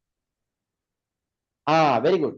உதாரணமாக தாயும் தந்தையும் உயரமாக இருப்பாங்கன்னா அவங்களோட பிள்ளையும் பெரும்பாலும் என்ன செய்யும்? நீங்க சில ஃபெமிலிகளை பார்த்துப்பீங்க, அந்த குள்ளமாக இருப்பாங்க, கொஞ்சம் அந்த மிக ஷோர்ட்டான ஆட்கள். அந்த ஃபெமிலியில நிறைய பேர் அப்படி ஷோர்ட்டா இருப்பாங்க, தந்தை தாய் அந்த பிள்ளைகள் எல்லாருமே அப்படி இருப்பாங்க. அது என்ன? அப்ப சில நேரம் ஃபெட்டான ஆட்கள் அந்த ஃபெமிலியில இருக்கிற எல்லாரும் நல்ல ஃபெட்டா இருப்பாங்க. அப்படி இருக்குமா இல்லையா? என்ன இருக்கும் சார். ஆகவே அப்ப ஒரு பிள்ளட வளர்ச்சியில இந்த மரபணு என்பது அது தாக்கம் செலுத்தும். ஆனால்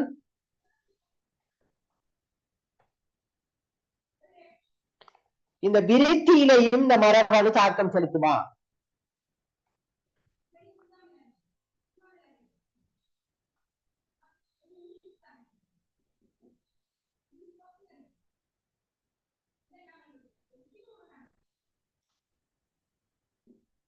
சொல்லுங்க பாப்போம்.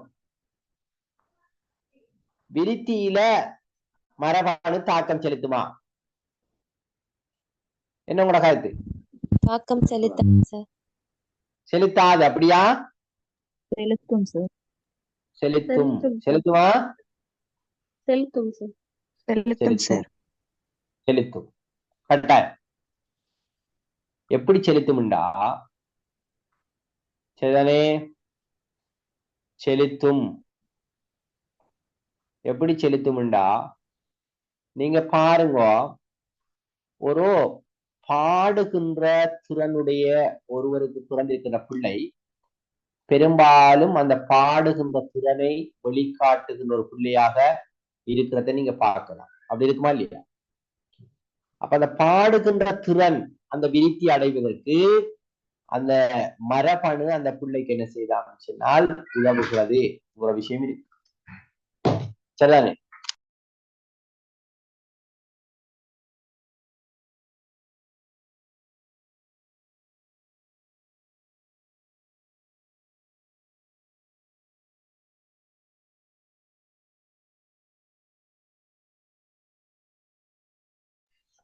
ஓகே. இப்ப உதாரணமாக ஆய்வுகள் நிரூபித்திருக்கிறது எப்படின்னா, ஒரு நுண்ணறிவு அல்லது நாங்க சொல்ல இன்டெலிஜென்ட் என்று செல்வதை கூட மரபணுக்களின் ஊடாக பிள்ளைகள் பெற்றுக் கொள்கிறார்கள் என்பதற்கான ஆய்வுகள் நிறைய இருக்கு. ஆனால் அதே நேரம் அப்படி அதாவது இயற்கையிலேயே அல்லது மரபணுக்கள்ல அப்படி நுண்ணறிவு கடத்தப்படுகின்ற அதே நேரம் சூழல்ல தாக்கத்தின் ஊடாகவும் அது மாற்றத்துக்குள்ளாவதற்கான வாய்ப்பு இருப்பதாக சொல்லப்படும். இப்ப ஒரு சாதாரணமான நுண்ணறிவை கொண்டிருக்கின்ற பிள்ளை, அந்த பிள்ளையில சூழல்ல கிடைக்கின்ற சில விடயங்களை அடிப்படையாக கொண்டு அந்த பிள்ளை என்ன செய்யலாமா அப்படின்னு சொன்னால் மிகுந்த நுண்ணறிவுடைய ஒரு புள்ளியாக மாறுவதற்கான வாய்ப்புகளும் இருக்கு. எனவே இங்க பெரும்பாலான ஆய்வுகள் என்ன சொல்லலாம் சொன்னால் 50-50. ஒரு பிள்ளையினுடைய வளர்ச்சியில விருத்தியில இந்த சூழல் தாக்கம் செலுத்துகிறது என்கின்ற அம்சங்கள் ஒரு 50%, அதே நேரம் இந்த மரபணுக்கள் தாக்கம் செலுத்துகிறது என்கின்ற அம்சம் ஒரு 50% இருப்பதாகத்தான் ஆய்வுகள் குறிப்பிடுகின்றன. சரி, எனவே 2 நிலைகளிலும் அங்கே 2 அம்சங்களும் அதுல தாக்கம் செலுத்துற நாங்க என்ன செய்யலாமா சொன்னால் பார்க்கலாம். ஓகே. அப்ப ஒருவர் விருத்தியில இந்த கற்றல் அனுபவங்களும் என்ன முன்னேற்றத்தை தீர்மானிக்கிறதுல அது அல்லது விருத்தியை தீர்மானிக்கிறதுல கற்றல் அனுபவங்கள் மிக முக்கியமான அம்சங்களாக இருக்கு. மரபணுற தாக்கமும் ஓரளவு இருக்கும், இந்த கற்றல் அனுபவங்களும் அதுல இருக்கும். ரெண்டுக்கும் 50-50 சில நிலைமைகள் இருப்பதாகத்தான் பல ஆய்வுகள் சொல்லும்.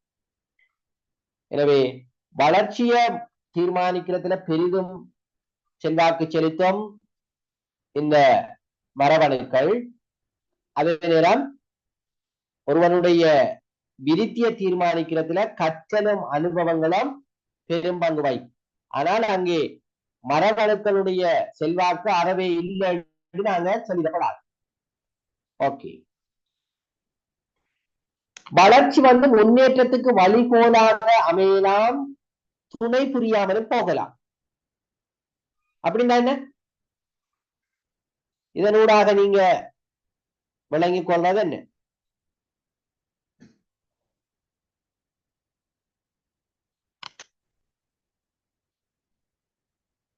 நான் பேசுறது விளங்குதா? கேக்குது சார். இந்த வளர்ச்சி அல்லது முன்னேற்றத்துக்கு வளர்ச்சி இருக்குதானே, அது முன்னேற்றத்திற்கு அல்லது விருத்திக்கு வழிகோலாக அமையலாம், அல்லது அது முன்னேற்றத்துக்கு உதவலாம், அல்லது உதவாமலும் போகலாம்னா எப்படி சாத்தியம்?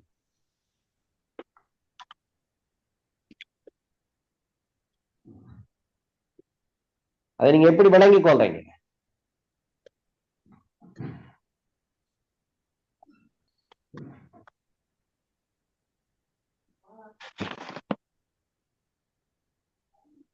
என்ன இப்ப உடல் நிறை ஒரு ஆளுமை இந்த விருத்திக்கு துணையா மீக்கலும் அது பாதகமான ஒரு செயலாம் அமையலும்ன்ற மாதிரி உதவி அளிக்காதமாய் மீக்கலாம்.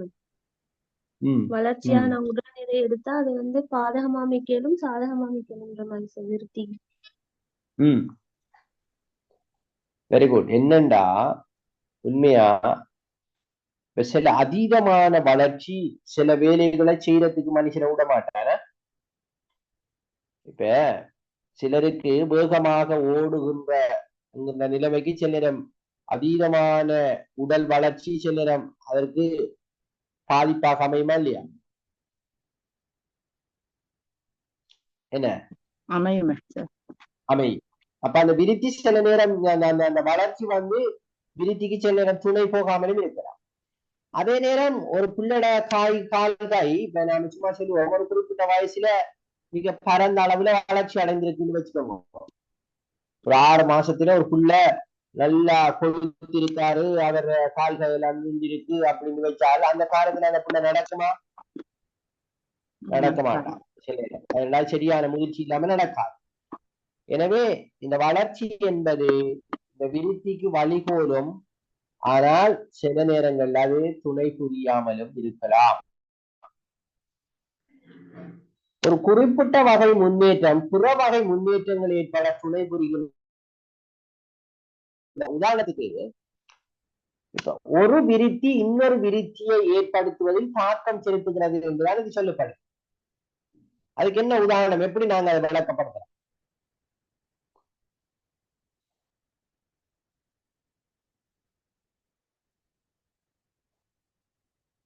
என்ன சொல்லலாம்?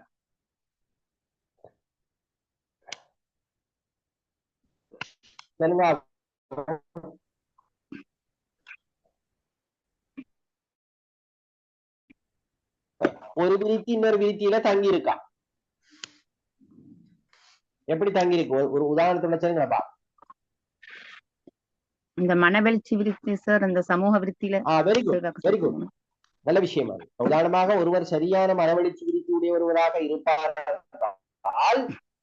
அவருடைய சமூக விருத்தியும் மிகச் சிறப்பாக இருக்கும்.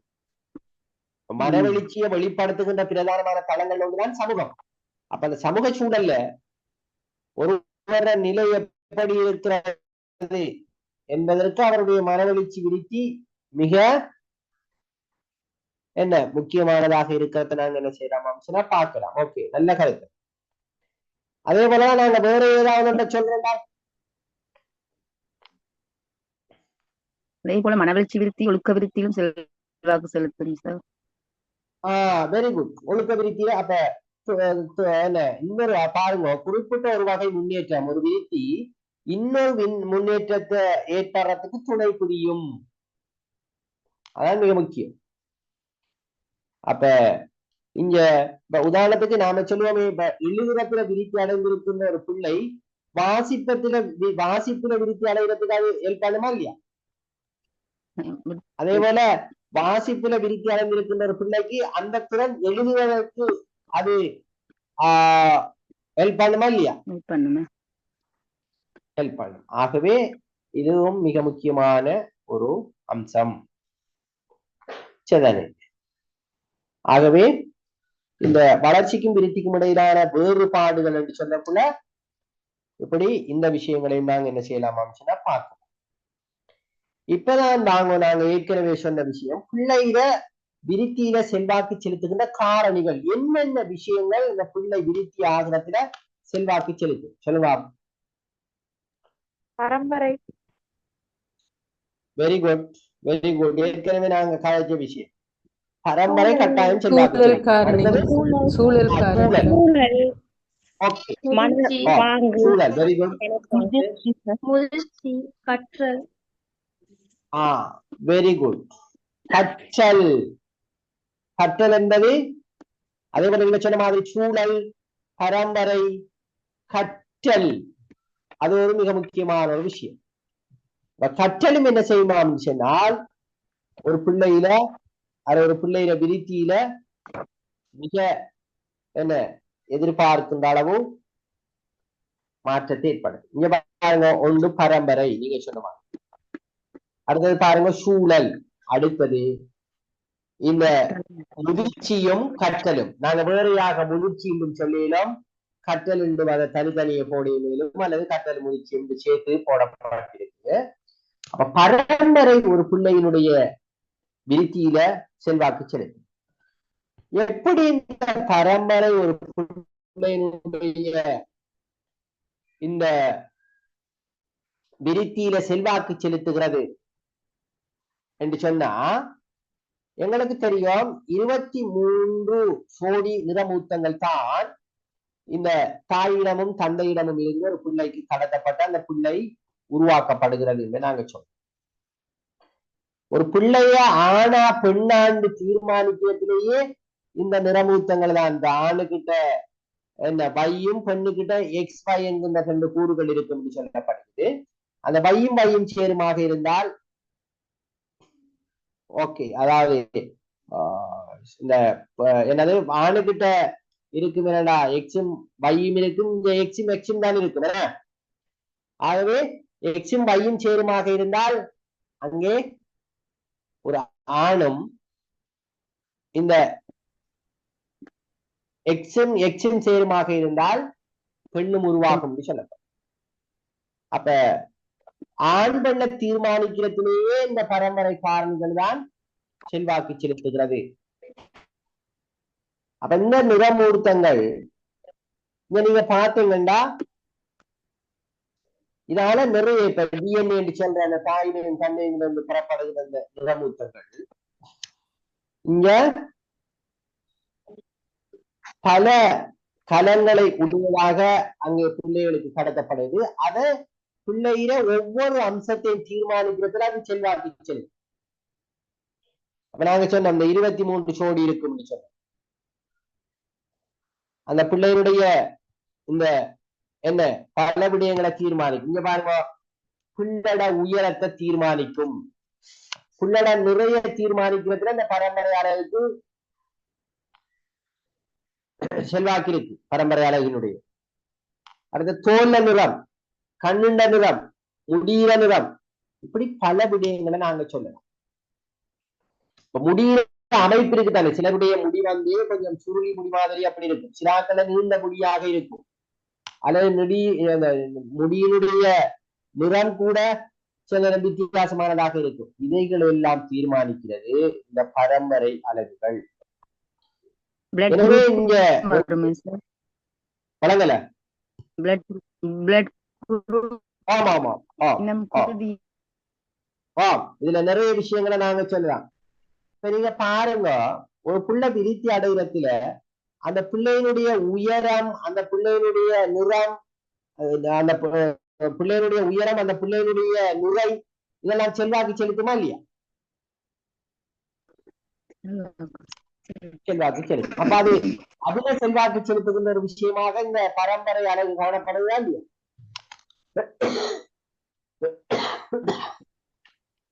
ஆகவே பரம்பரை காரணிகள் அல்லது பரம்பரை அழகுகள் என்பது மிக முக்கியமான ஒரு விஷயம். இன்னைக்கு பாருங்க, நான் இந்த விஷயத்தை சொன்னேன் ஏற்கனவே. இப்ப விளையாட்டுல ஒரு நல்ல நிலையில் இருக்கின்ற ஒருவருடைய பிள்ளையும் அந்த விளையாட்டு துறையில கொஞ்சம் விருத்தி அடைகின்ற சூழலுக்கு அந்த பிள்ளை வரும் என்று சில ஆய்வுகள் சொல்லு. அதேபோல சங்கீதம், நல்ல பாடுகின்ற ஆற்றல் திறன் இருக்கின்றவர்களுடைய பிள்ளை. அதே போலதான் நுண்ணறிவுங்கிற விஷயம், அறிகை சார் ஆற்றல். அப்ப அறிகை சார் ஆற்றல் அதையும் நான் ஏற்கனவே சொல்லிக்கேன். இப்ப இது 50-50 பரம்பரை அறைகளும் தீர்மானிக்கும். நாங்க சொன்னா சில ஃபெமிலி சில வார பிள்ளைகளை சில ஆட்கள் அப்படி அடையாளப்படுத்துவாங்கன்னா அது அந்த ஃபெமிலி எல்லாரும் அப்படியே கொஞ்சம் கொஞ்சம் அந்த மந்த புத்தி அல்லது அப்படியான நிலையில இருக்கிறார்கள். எனவே அந்த பிள்ளையினுடைய நிலையும் அப்படித்தான் இருக்குது என்று சில பிள்ளைகள் தொடர்பாக பேசுறாங்களா இல்லையா? அல்லது அந்த ஃபெமிலி நல்ல என்ன கெட்டித்தனமானவர்களை ஃபெமிலி இருக்கிறது என்று பேசப்படுகிற சில விஷயங்கள் இருக்கா இல்லையா? அதுல எக்ஸெப்ஷன் இருக்கா? எல்லாம் நான் என்ன சொல்ல வரணும்னால் இந்த இவைகளை தீர்மானிக்கிறதுல முக்கிய பங்கு வகிக்கும்ங்கிறது நாங்க தவிர்த்து கொள்ள முடியாத விஷயம். சரிதானே? ஓகே. பாருங்க, இப்ப ஒரு பிள்ளையில அறிவு விருத்தி என்கிறதுல அந்த பரம்பரை செல்வாக்கு செலுத்துதா இல்லையா? என்ன செல்வாக்கு செலுத்தும். ஆற்றல்கள் இப்படி பல விஷயங்களை நாங்க சொல்லக்கூடிய. இப்ப உதாரணத்துக்கு இந்த என்னது ஃபரீத் நசீரோ ஒருவர் இருந்தார். இந்த நாக பாம்புகளை வச்சுட்டு என்ன அந்த டான்ஸ் எல்லாம் மாறது அந்த பாம்புகளோட அந்த இது பண்ற ஒரு இது இருந்த பேர் இருந்தார். பிறகு அவரை மகன் அதை செஞ்சாரா இல்லையா? அப்படி இலங்கையில அத பல இடங்களுக்கும் போய் அப்படி இருந்துதானே. அப்ப அப்படி சில அந்த சாண்டோ சங்கரதாஸ் ஒருவர் இருந்தார். இந்த மெஷின் எல்லாம் தன் நெஞ்சில அப்படியே ஏத்துவார், அல்லது தன் நெஞ்சில பெரிய ஒரு பாறாங்கல்ல வச்சு அதை உடைக்கிற அந்த வேலைகளை எல்லாம் செய்ய வைப்பார். அவர மகனும் பிறகு அந்த வேலையெல்லாம் கொஞ்ச நாள் செஞ்சார். அப்ப அப்படி அந்த பல விஷயங்கள் இந்த பரம்பரை அழகினூடாக கடத்தப்படுவதாக சொல்லப்படும். அடுத்ததுதான் சூழல் காரணி. எப்படி சூழல் செல்வாக்கு செல்லும்? சூழல் குழந்தை பிறந்ததிலிருந்து சார். இந்த சூழல் காரணிமா குழந்தை பிறந்ததில் இருந்து அல்ல. சூழல் காரணியை நாங்க பிரதானமாக பிறப்புக்கு முன்னர், பிறப்பின் போது, பிறப்புக்கு பின்னர் என்று என்ன செய்யலாம் சொன்னால் 3 பகுதிகளாக பிரிச்சு பார்க்க. சூழல் காரணியை பொறுத்தவரையில நீங்க பாருங்க, இது இங்க சூழல் காரணிகள் 2 பெரும் பகுதிகளாக பிரிக்கப்படுவது சொல்லப்படுது. ஒன்று என்னது? பிறப்புக்கு முந்திய விருத்தி அல்லது பிறப்புக்கு பிந்திய விருத்தின்னு சொல்லப்படுது. இதுல இன்னொன்று நாங்க நடுவுல சேர்த்துக் கொள்ளலாம் என்றா பிறப்பின் போல் என்று கூட சொல்லலாம். இது 3 2 என்பதை விட 3 என்று சொல்வதுதான் மிக பொருத்தம் இலக்கணம். ஏனென்றா பிறப்புக்கு முந்திய சூழல் ஒரு பிள்ளையினுடைய பல விடயங்கள்ல தாக்கம் செலுத்தும். இப்ப ஒரு பிள்ளை நிறை குறைந்த பிள்ளையாக, போசாக்கு குறைந்த பிள்ளையாக பிறக்குதுண்டா அந்த பிள்ளையோட விருத்தியில பல பாதிப்புகள் வருது எதிர்காலம். அதுக்கு அடிப்படையாக எது இருக்குமான்னு சொன்னால் அந்த தாய் வாழுகின்ற சூழல், அந்த தாய்க்கு கிடைக்கின்ற உணவு, அந்த சூழல். அப்ப அப்படியான நியூட்ரிஷன், அந்த என்ன ஊட்டச்சத்துக்கள், இந்த விஷயங்கள் அந்த பிள்ளையினுடைய நிறையில அந்த பிள்ளையினுடைய ஊட்டச்சத்தில பிறக்கின்ற போது இருக்கின்ற அந்த சூழல்ல தாக்கத்தை படும். எனவே அந்த பிள்ளை பிறக்கிறதுக்கு முன்னமே அந்த பிள்ளையில இந்த சூழல் தாக்கம் செலுத்துகிறது. உங்களுக்கு தெரிஞ்சிருக்கும் டாக்டர் ரைஸ் ஒருவர் இருக்கிறார், இந்த சிறுபிள்ளை வைத்திய கேள்விப்பட்டிருப்பேன். அவர் ஒரு புத்தகம் எழுதியிருக்கிறார், எனது டயரியின் மறுபக்கம் என்று. எங்காலும் யாரும் கேள்விப்பட்டிருக்கீங்களா? எனது டயரியின் மறுபக்கம் வாசிக்கிறோம். அதுல பார்ட் 1 பார்ட் 2 2-3 புத்தகங்கள் வந்திருக்கு. அதுல ஒரு கட்டுரை இருக்கு, கருவறையை தட்டும் ஜாகிலியத்தின் ஒரு தலைப்பு கட்டுரை எழுதியிருக்காரு. ஜாகிலியத்துங்கிறது ஒரு அரபு சொல். அது உண்மையா கருத்து என்னன்னா மடமை அல்லது மடத்தனம். கருவறையை தட்டுகின்ற மடமை என்பதுதான் அதனுடைய கருத்து. என்னன்னா அந்த ஆர்டிக்கல் அவரு லண்டன்ல அனுப்பியும் இருக்கிறது, அடிக்கடி வந்துட்டு போவாரு. அங்க ஒரு பிரபலியமான ஒரு என்ன சிறு பிள்ளைகள் சம்பந்தப்பட்டிருக்கிற ஹாஸ்பிட்டல் அவர் இருக்காரு. அங்க ஒரு பிள்ளை கிடைச்சி ஒரு 6 ஹவர்ஸுக்குள்ள ஒரு பிள்ளைக்கு என்ன நடந்துக்காமிச்சுன்னா வலிப்பு வந்து. அப்ப உடனே அங்க அப்ப இவருக்கு கோல் வந்திக்கு சார் உடனே வாங்க இப்படி ஒரு பிரச்சனை. உடனே அவர் பார்த்திருக்கிறார். அங்க போய் பார்த்தா இந்த வைத்திய உலகத்துல ஒரு பிறந்த பிள்ளை 6 மணித்தியாலம் ஆவதற்குள் அந்த பிள்ளைக்கு வலிப்பு வருவதற்கு எந்த ஒரு சாத்தியப்பாடும் இல்லையா இந்த வைத்திய உலகத்தில். அப்ப அப்படி வருவதற்கு சாத்தியம் இல்லைன்னா அப்ப வேறு ஏதாவது சிக்கல்கள் இதுக்குள்ள இருக்கணும்னுட்டு அவரு அந்த தாயை கொஞ்சம் நிறைய விசாரிச்சிருக்கார். அங்க விசாரிச்சு பார்த்த உடனே அந்த தாய் ஒரு ஹீரோயின் பாவிக்கும் ஒரு லேடியா இருந்திருக்கார். அப்ப இந்த பிள்ளை வயிற்றில இருக்கின்ற போது, கருவறையில இருக்கின்ற போது அந்த பிள்ளைக்கும் என்ன நடந்துக்காம சொன்னால் இந்த ஹீரோயின் தொப்புள் கொடி ஊடாக கிடைத்து கொண்டிருக்கிறது. அப்ப இப்ப பிள்ளை பிறந்துட்டு அந்த பிள்ளைக்கு தொடராக கிடைத்து கொண்டிருந்த விஷயம் கிடைக்கல. எனவே உடனே அந்த பிள்ளைக்கு வலிப்பு ஏற்பட்டிருக்கிறது. இதுதான் அங்க அவர் கண்டுகொண்ட உண்மை. எனவே இங்க என்ன நடக்கலாம் என்றால் பாருங்க, அந்த தாயினுடைய புறச்சூழல் அதுல அந்த ட்ரக் அடிக்ஷன் ஆகி அது பாதிச்ச அந்த விஷயம் கருவில் இருக்கின்ற ஒரு பிள்ளையை பாதித்திருக்கிறது. அந்த பிள்ளையினுடைய விருத்தியில வளர்ச்சியில அந்த பிள்ளையினுடைய நிலைமையில அது பாதிப்பு ஏற்படும். இப்ப உதாரணத்துக்கு இப்ப கருவறை சூழல் என்று சொல்லக்குள்ள அந்த கருவறை பிள்ளை இருக்கக்குள்ள கடுமையான நோய்வாய்ப்படுகின்ற ஒரு விஷயத்துக்குள்ள அந்த தாய் உட்படுவாராக இருந்தால் அது பிள்ளையை பாதிக்குமா இல்லையா? என்ன பாதிக்கும். அப்ப எனவேதான் நாங்க சொல்றோம், இப்ப இந்த என்னது சில பாரிய நோய்கள் அந்த தாய்க்கு வராம ருபல்லா காய்ச்சல் போன்றவைகள் வராம இருக்கிறதுக்கு இந்த ஆல்ரெடி என்ன செய்யறாங்க, வேக்சின் எல்லாம் கொடுக்காங்க. அடுத்து அந்த பிள்ளைக்கு தேவையான ஊட்டச்சத்துக்கள் கிடைப்பதற்காக பல்வேறு செயற்பாடுகள் செய்யப்படுது. அந்த பிள்ளை கருவுற்றி இருக்கிற சூழல்ல அயன் கொடுக்கப்படுகிறது, போலிக் ஆசிட் கொடுக்கப்படுது, அப்படிலாம் கொடுக்காங்களா இந்த இதுகள்ல என்ன இந்த எம்ஹெச் ஆபீஸ்ல அப்படி கொடுக்காங்கனே நிறைய வேக்சின்கள். அடுத்தது இப்படி போலிக் ஆசிட், அயன், நிறைய டேப்லெட் எல்லாம் கொடுக்காங்க. சில நேரம் எங்கட சில லேடிஸ் அதை குடிக்காம இருக்கிற சில இதுகளும் என்ன இருக்கிற நிலைமைகள் இருக்கு. ஆகவே ஸ்கூல்ஸ்ல ஏத்துறாங்க சார் இந்த கிரேட் 7 கேர்ள்ஸ்க்கு அந்த இந்த வேக்சின், அதாவது உடல்நல தடுப்பூசி கொடுக்காங்க, அது கொடுக்காங்க.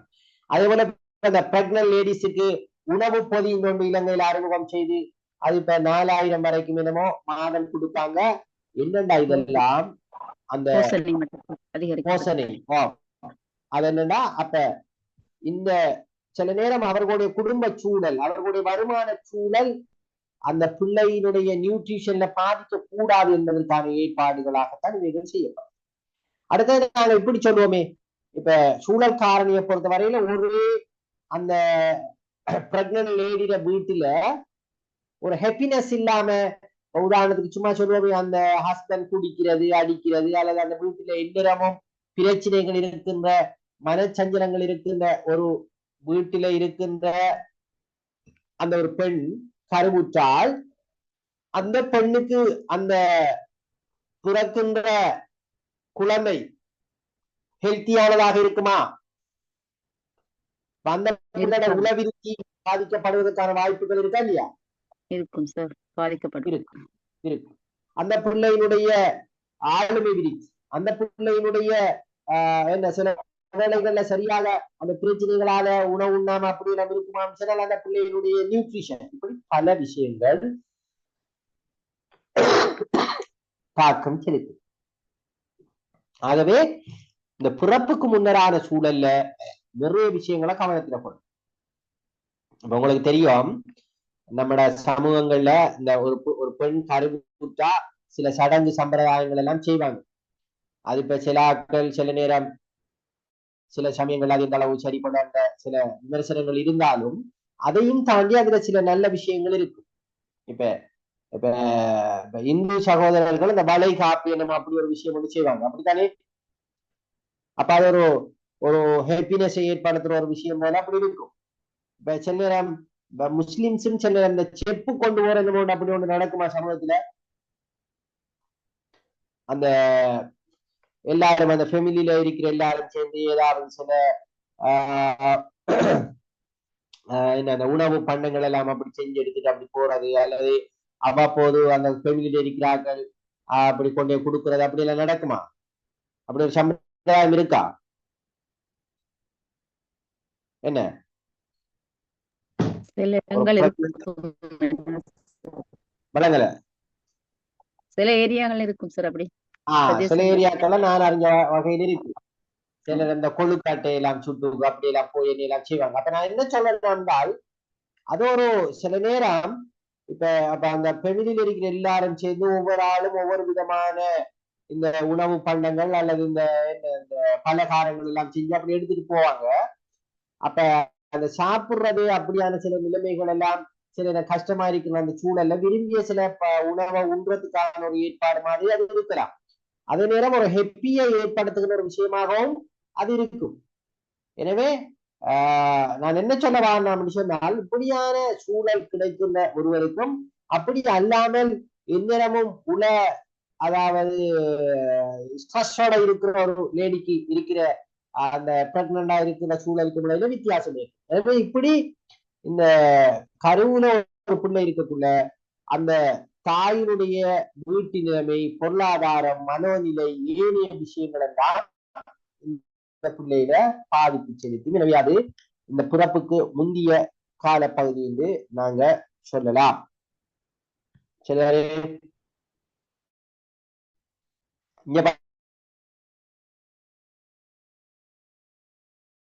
முந்திய இதுல இந்த தாயில வயது கூட மிக வயது சென்று பிள்ளைகள் பிறக்கின்ற போது பல பிரச்சனைகளோடு அந்த பிள்ளைகள் பிறப்பதற்கான வாய்ப்புகள் இருப்பதாக சில ஆய்வுகள் செல்லும், அப்படியா இல்லையா?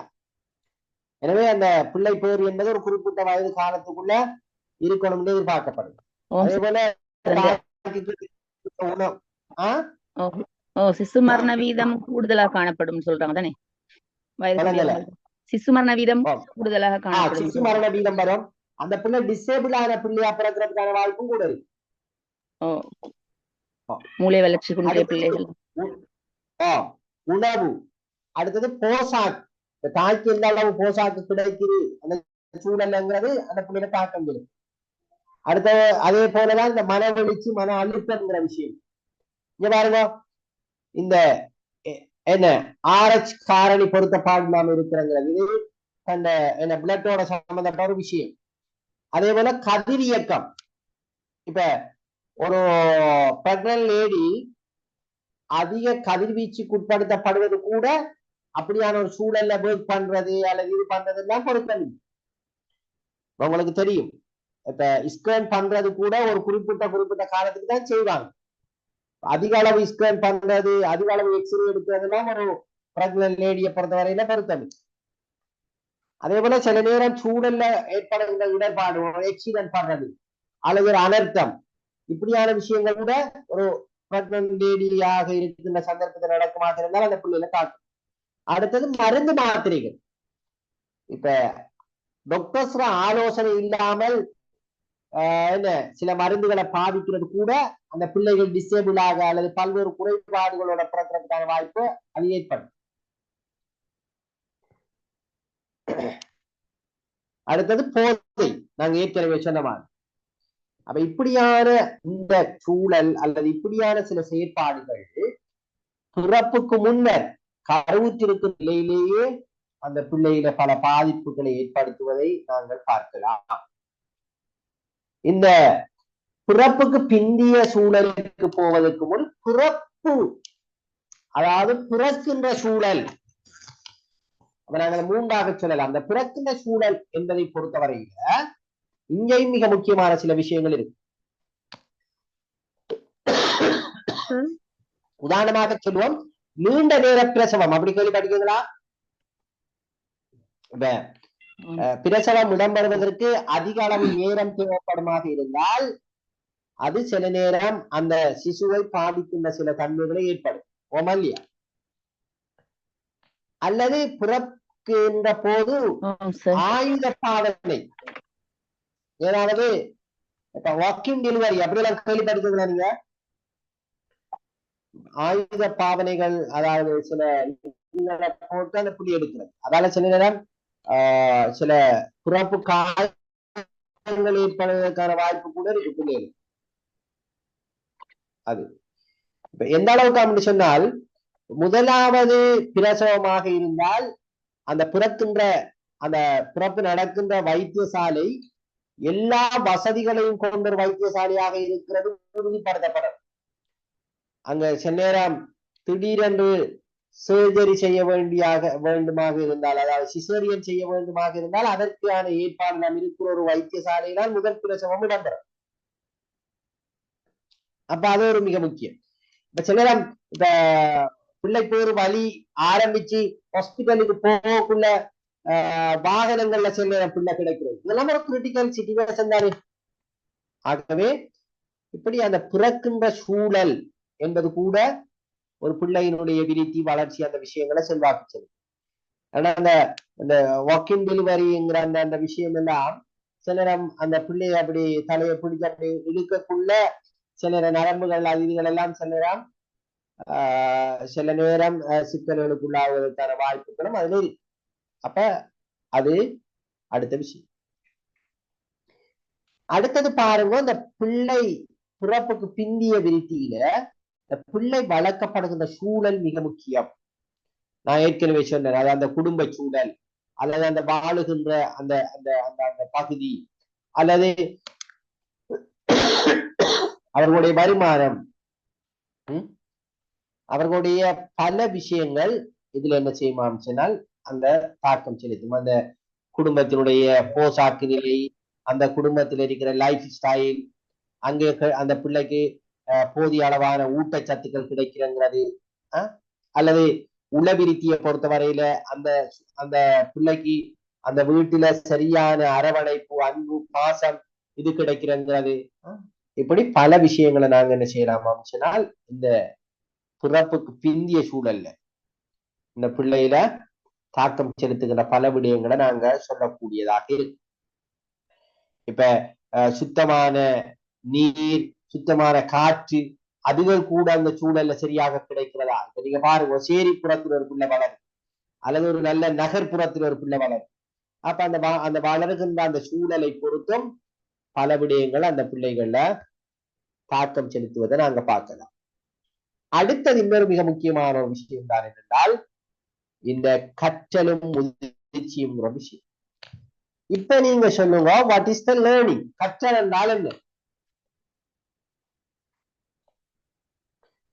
கற்றல் என்றால் என்ன என்று கேட்டால் என்ன பதில் சொல்லலாம்?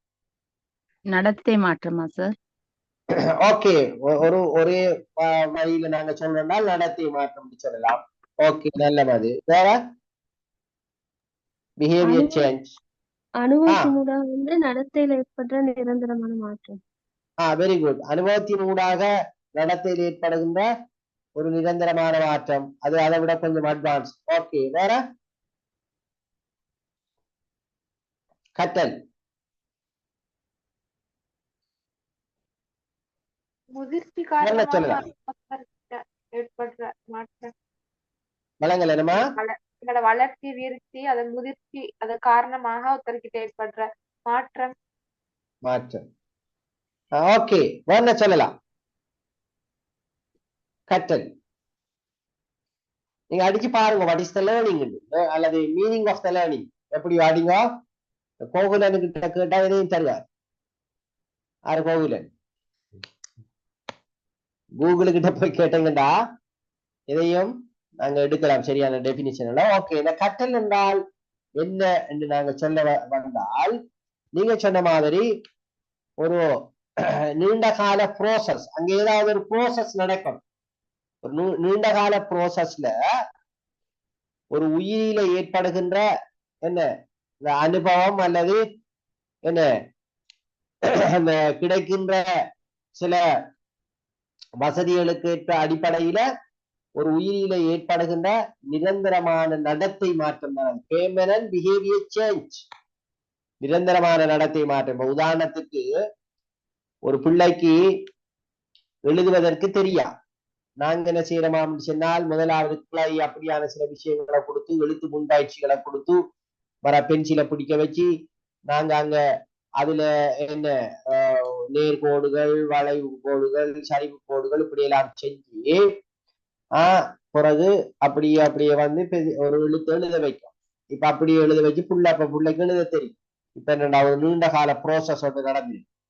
இப்ப அந்த பிள்ளையில ஒரு நடத்த மாற்றம் வந்துச்சுன்னா எழுத்துக்களை எழுத தெரியும்.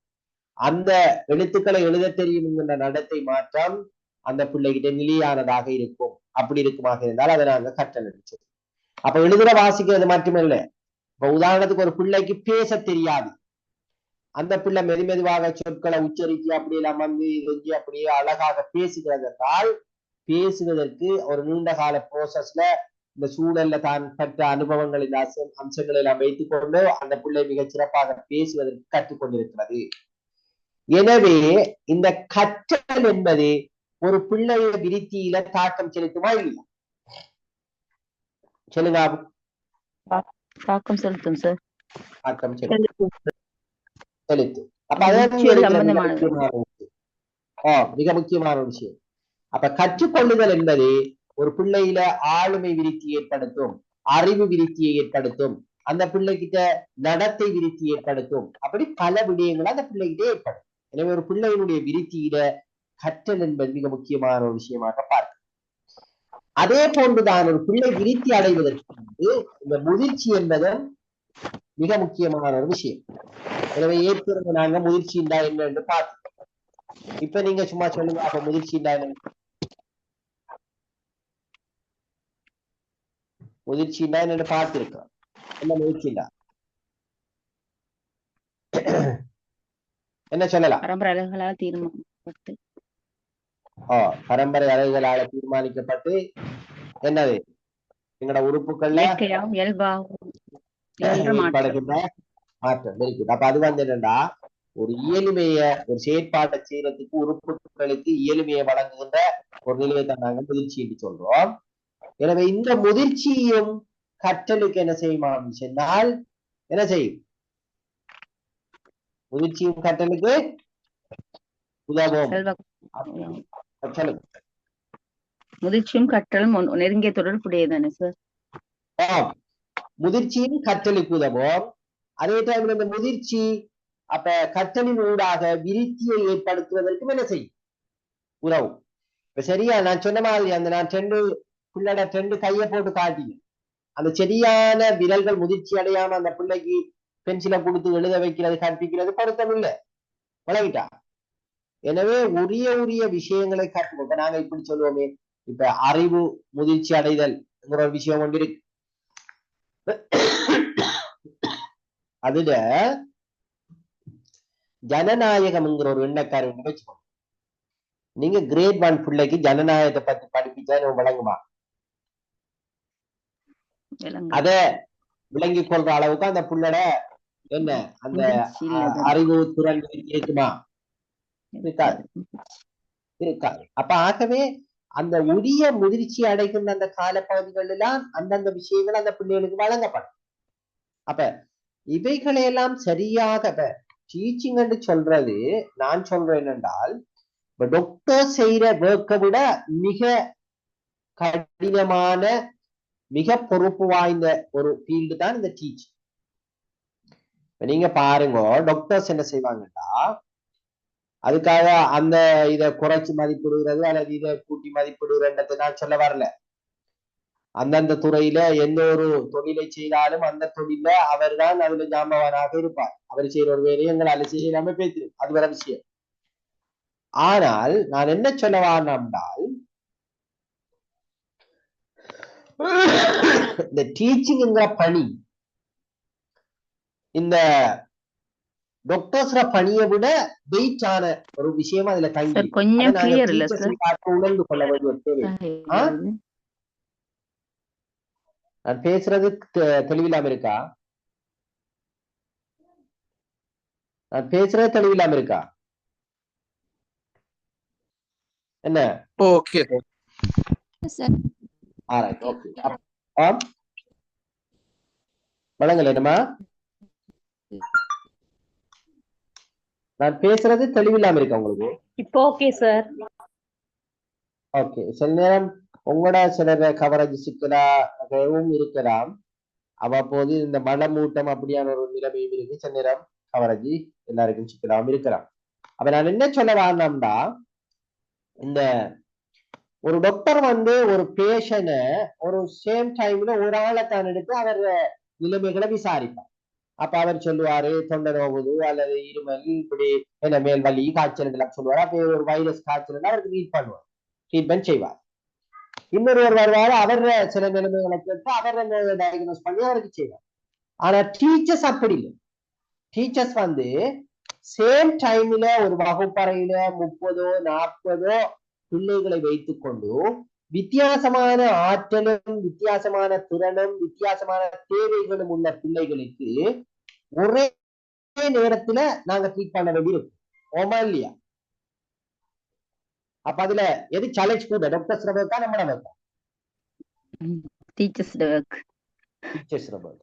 ஆகவே வெளியே இருக்கிற நிறைய பேர் நினைக்காங்க அப்படின்னா டீச்சிங்கு போனா லேசி, அதுல நாங்க லீவு கூட இருக்கோம் அல்லது லேசா நேரத்தோட 2 மணிக்கு எல்லாம் அல்லது 1:30 எல்லாம் முடிஞ்சிட்டு நாங்க வீட்டை வந்துடலாம் அப்படின்லாம் யோசிக்காங்க. ஆனால் இது ஒரு மிக பாரிய பணி, இது ஒரு சேலஞ்சான பணி. அதுக்காக நாம செய்யாம விடுறது இல்ல. ஆனால் சரியாக செய்வதற்கு நாங்கள் என்ன செய்வோம், நிறைய ரிஸ்க் எடுக்க வேண்டிய ஒரு தேவை இருக்கு. எனவே அந்த அடிப்படையில இந்த பிள்ளைகளுடைய நிலைமைகள் தன்மைகள் எல்லாவற்றையும் அறிந்து அதற்கேற்ப நாங்க எங்களோட கற்றல் கற்பித்தலை செயற்பாடுகளை வடிவமைக்கின்ற போதுதான் ஒரு சிறப்பான ஆசிரியராக நாங்க என்ன செய்யலாமா சொன்னால் இருக்கக்கூடியதாக இருக்கு. எனவே இந்த வளர்ச்சி இந்த விருத்தி தொடர்பான அடிப்படை கோட்பாடுகள் இந்த அடிப்படையில நாங்க பார்த்தோம்னா, வளர்ச்சி என்பது இந்த மரபு சுற்றுப்புற சூழல் இவற்றின் விளைவாக ஒரு மனிதனில் ஏற்படும். இந்த விருத்தி என்பது ஒரு தொடர்ச்சியான செயலாக இருக்கும். இந்த விருத்தி என்பது பொதுவானவற்றிலிருந்து குறிப்பிட்டவற்றுக்கு செல்லும். அதாவது ஒரு பொதுவான விடயத்திலிருந்து ஒரு ஒரு ஸ்பெசிபிக்கான ஒரு விஷயத்தை செய்கின்ற ஆற்றலை கொடுக்கின்ற வரைக்கும் இந்த விருத்தி இருக்கும்.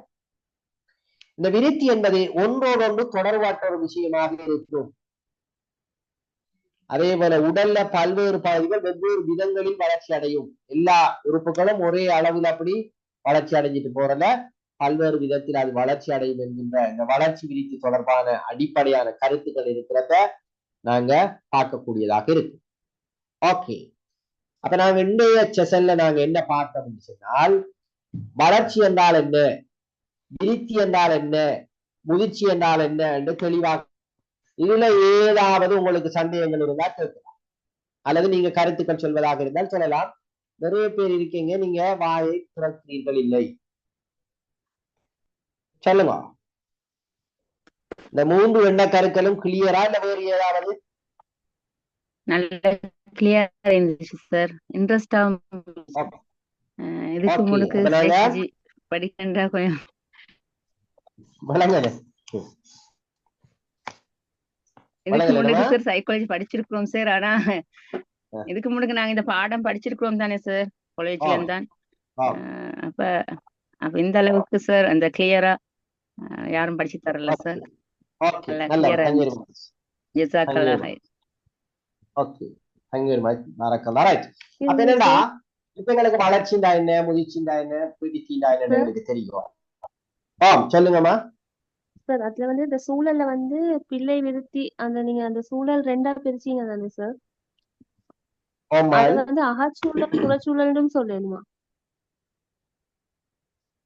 அகச்சூழல் புறச்சூழல் என்று சொல்லப்படுறது என்னடா அப்படி சொல்றது நம்மளுக்குள்ளேயே நம்மளுக்குள்ளேயே இருக்கின்ற இதை நாங்க அகச்சூழல் என்றோம், நம்மளுக்கு வெளியே இருக்கிறத புறச்சூழல் சொல்லலாம். நீங்க அகச்சூழல் என்று இங்க நாங்க அடையாளப்படுத்துறதாக இருந்தால் எங்களோட மனம் அல்லது உள்ளம் அல்லது எங்களோட என்ன இந்த உளவியல் சார்ந்த விஷயங்களை நாங்க அகச்சூழலாக நாங்க என்ன செய்யலாம் சொன்னால்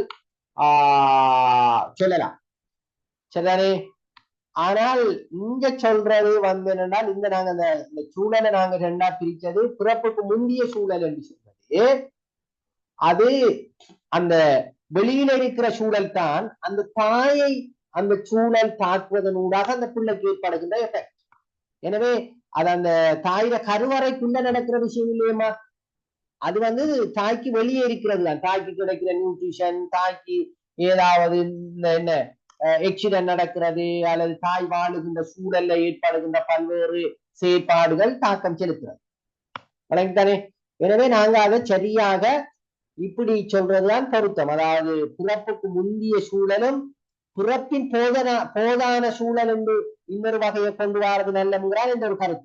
உலகத்தை நான் சொல்றது அந்த பிறக்கின்ற சந்தர்ப்பத்தில அந்த பிள்ளை எங்க பிறக்குது, எப்படி பிறக்குது, எப்படியான வாய்ப்பு வசதிகள் இருக்கு, இந்த வாக்கிங் டெலிவரி அல்லது வேற வேற சிசேரியன், இப்படி பல நிலைமைகள் இருக்குதானே. அப்ப அந்த பிறக்கிற நிலைமையில கூட இப்ப உதாரணமாக நீண்ட நேர பிரசவம் இருக்கு, சரிதானே. எனக்சியான்ற ப்ராப்ளம் ஒன்று இருக்கு. எனக்சியான்னு சொல்லக்குள்ள அந்த பிறந்த உடனே ஆக்சிஜன் கிடைக்காம இந்த துவருகின்ற ஒரு நிலைமை பிள்ளை அந்த எனவேதான் அந்த தலைகீழாக பிடிச்சு அந்த பிள்ளை கட்டணும் என்று அப்படி தட்டுவாங்க. ஏன்னா அந்த பிள்ளை அழுதாத்தான் அந்த அந்த ஆக்சிஜன் சரியாக என்ன செய்யணும் மேற்கொள்ள தொடங்கும். அப்ப அப்படி இந்த நிலைமைகள் அந்த பிறக்கின்ற நிலைமைகள்ல கூட ஒரு பிள்ளைகளுடைய விருத்திய பிந்த வைக்கிற அல்லது அந்த விருத்தியில தாக்கம் செலுத்துகின்ற சில சூழல்கள் ஏற்படும். எனவேதான் நான் சொன்னேன் பிறப்புக்கு முன்னரான சூழல், பிறப்பின் போதான சூழல், பிறப்புக்கு பின்னரான சூழல் என்ற மூன்றாக பிரிக்கிறதா மிக பொருத்தம் சொல். சரியாமா? Okay sir. ஓகே அப்ப நாங்க அப்ப அந்த பிள்ளையில வீழ்த்தி வளர்ச்சி முதிர்ச்சிங்கிற விஷயத்தை பார்த்தோம். அதுக்கு வீழ்த்திக்கும் வளர்ச்சிக்கும் இடையில் இருக்கின்ற வேறுபாடுகள் ஒற்றுமை வேற்றுமைகள் ஏதாவது இருக்கான்னு நாங்க பார்த்தோம். அதே போல இந்த பிள்ளையில வளர்ச்சியில விருத்தியில செல்வாக்கு செலுத்துகின்ற பிரதானமான காரணிகள் 4 விஷயங்களை பார்த்தோம். ஒன்று என்ன மரபு ரீதியான பரம்பரை காரணிகள் என்று பார்த்தோம். அதே போல அடுத்தது சூழல் காரணிகள் என்று பார்த்தோம். அடுத்தது முதிர்ச்சி என்று நாங்க பார்த்தோம். அடுத்தது கற்றல் என்று பார்த்தோம். எனவே இந்த கற்றலுக்கும் இந்த விருத்திக்கும் இடையில நெருங்கிய தொடர்பு இருக்கிறது. பிள்ளைகளை விருத்தி அடைய செய்வதற்கு நாங்கள் கற்றலை மிக முக்கியமான ஒரு ஆயுதமாக பயன்படுத்தலாம் என்கிற விஷயங்கள் எல்லாம் இதற்குள்ளே உட்புகுந்திருக்கிறத நாங்க பார்க்கலாம். வேறு ஏதாவது கேட்கிறேன்னா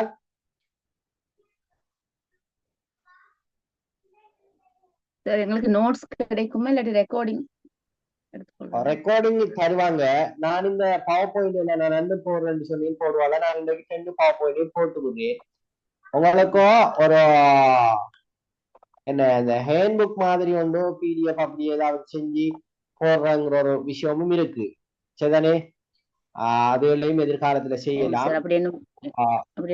நீங்க ஒரு என்னது இந்த டியூட்டோரியல் மாதிரி அல்லது ஒரு என்ன ரீடிங் மெட்டீரியல்ஸ் மாதிரி ஏதாவது ஒன்று அப்படித்தான் இந்த பவர் பாயிண்ட் எல்லாம் நான் போட்டு விடுறேன். அதுல நீங்க இது பண்ணலாம். இப்ப நாங்க இப்ப உதாரணத்துக்கு நான் படிச்ச இந்த விஷயத்துல சில நேரம் வளர்ச்சிக்கும் விருத்திக்கும் இடையிலான வேறுபாடுகளை அல்லது வேறுபாடுகள் 5 குறிப்பிட்டு விளக்கு அல்லது வேறுபாடுகளை விவரிக்கலாம், கேட்கப்படலாம். சரி, அல்லது ஒரு பிள்ளை வளங்கல அடுத்தது ஒரு பிள்ளை விருத்தியில தாக்கம் செலுத்துகின்ற காரணிகள் 3 உதாரணங்களுடன் விளக்குக இதெல்லாம் கேட்கப்படலாம். அல்லது ஒரு பிள்ளையில விருத்தியில சூழல் காரணி எவ்வாறு செல்வாக்கு செலுத்துகிறது என்பதை உதாரணங்களுடன் விளக்குகின்றன கேட்கலாம். அப்ப இது எல்லாத்துக்கும் இந்த செஷன்ல ஓரளவு விளக்கம் கிடைத்திருக்கும் என்ற ஒரு நம்பிக்கை எனக்கு இருக்கு. இருக்கா அப்படி? ஓகே ஓகே நல்லா. நீங்க தொடராக சில விஷயங்களை நீங்க என்ன செய்யலாம், சில தேடலாம், சில உங்களோட அந்த அறிவையும் ஆற்றலையும் வளர்த்துக் கொள்வதில் உங்களுக்கு நிறைய நெருக்காமிச்சினால் பங்கு இருக்கு. இது வந்து நான் ஏற்கனவே சொல்லியிருக்கிறது அடல்ட் எஜுகேஷன். அப்ப சொல்லுங்கம்மா, சொல்லுங்க, ஏதோ சொல்ல வந்தீங்களா? ஓம் சார், இந்த இதுல உளவியலாளர்களோட உளவியலாளர்களோட கருத்துக்களையும் கேட்பாங்க தானே இது சம்பந்தமா? இப்ப இப்படித்தான் நாம இப்ப ஏற்கனவே அந்த டெபினிஷன் எல்லாம் பார்த்திருக்கிறோம். உளவியல் என்றால் என்னங்கிற அந்த விஷயத்துல நிறைய வரைவிலக்கணங்களை எல்லாம் பார்த்திருக்கிறோம். இப்ப நாங்க இப்ப இதுல சில நேரம் இதுக்கு பின்னுக்கு நீங்க ஜீன் பியாஜி அல்லது ஸ்கின்னர், தோண்டை, பவுலோ அவங்களோட எல்லாம் அந்த கற்றல் தொடர்பாக நாங்க படிப்போம். அப்ப அதுல அவர்கள கருத்தையெல்லாம் நாங்க பார்த்துட்டு போகலாம். சரிதானே? ஸ்டெப் பை ஸ்டெப்பா நாங்க பார்ப்போம். பிரச்சனை. Okay sir. ஓகேம்மா. ஓகே. அப்ப வேறு ஏதாவது நீங்க கேட்கலாம். ஆனால் கொஞ்சம் அந்த நீங்க உங்களோட நாலேஜ கூட்டிக் கொள்றதுக்கு நீங்க உங்களோட சைட்லயும் என்ன சொல்லணும், கொஞ்சம் டெடிகேட் பண்ணினா தான் இந்த துறைக்குள்ள ஒரு நல்ல சில நிலைமைகளுக்கு நாங்க வரக்கூடியதாக இருக்கும். எனவே இந்த செஷன்ல நீங்க எல்லோரும் ஒத்துழைத்தமைக்காக உங்களை எல்லோருக்கும் தேங்க்யூ வெரி மச். இன்னொரு செஷன்ல நாங்க சந்திப்போம். இதில் இருக்கின்ற இந்து ஆசிரியர்களுக்கு தைத்திருநாள் வாழ்த்துக்களை கூறி விடைபெறுகிறேன். முடிப்போம். Okay sir. தேங்க்யூ. ஜஸாக்கல்லாஹ். Thank you, sir.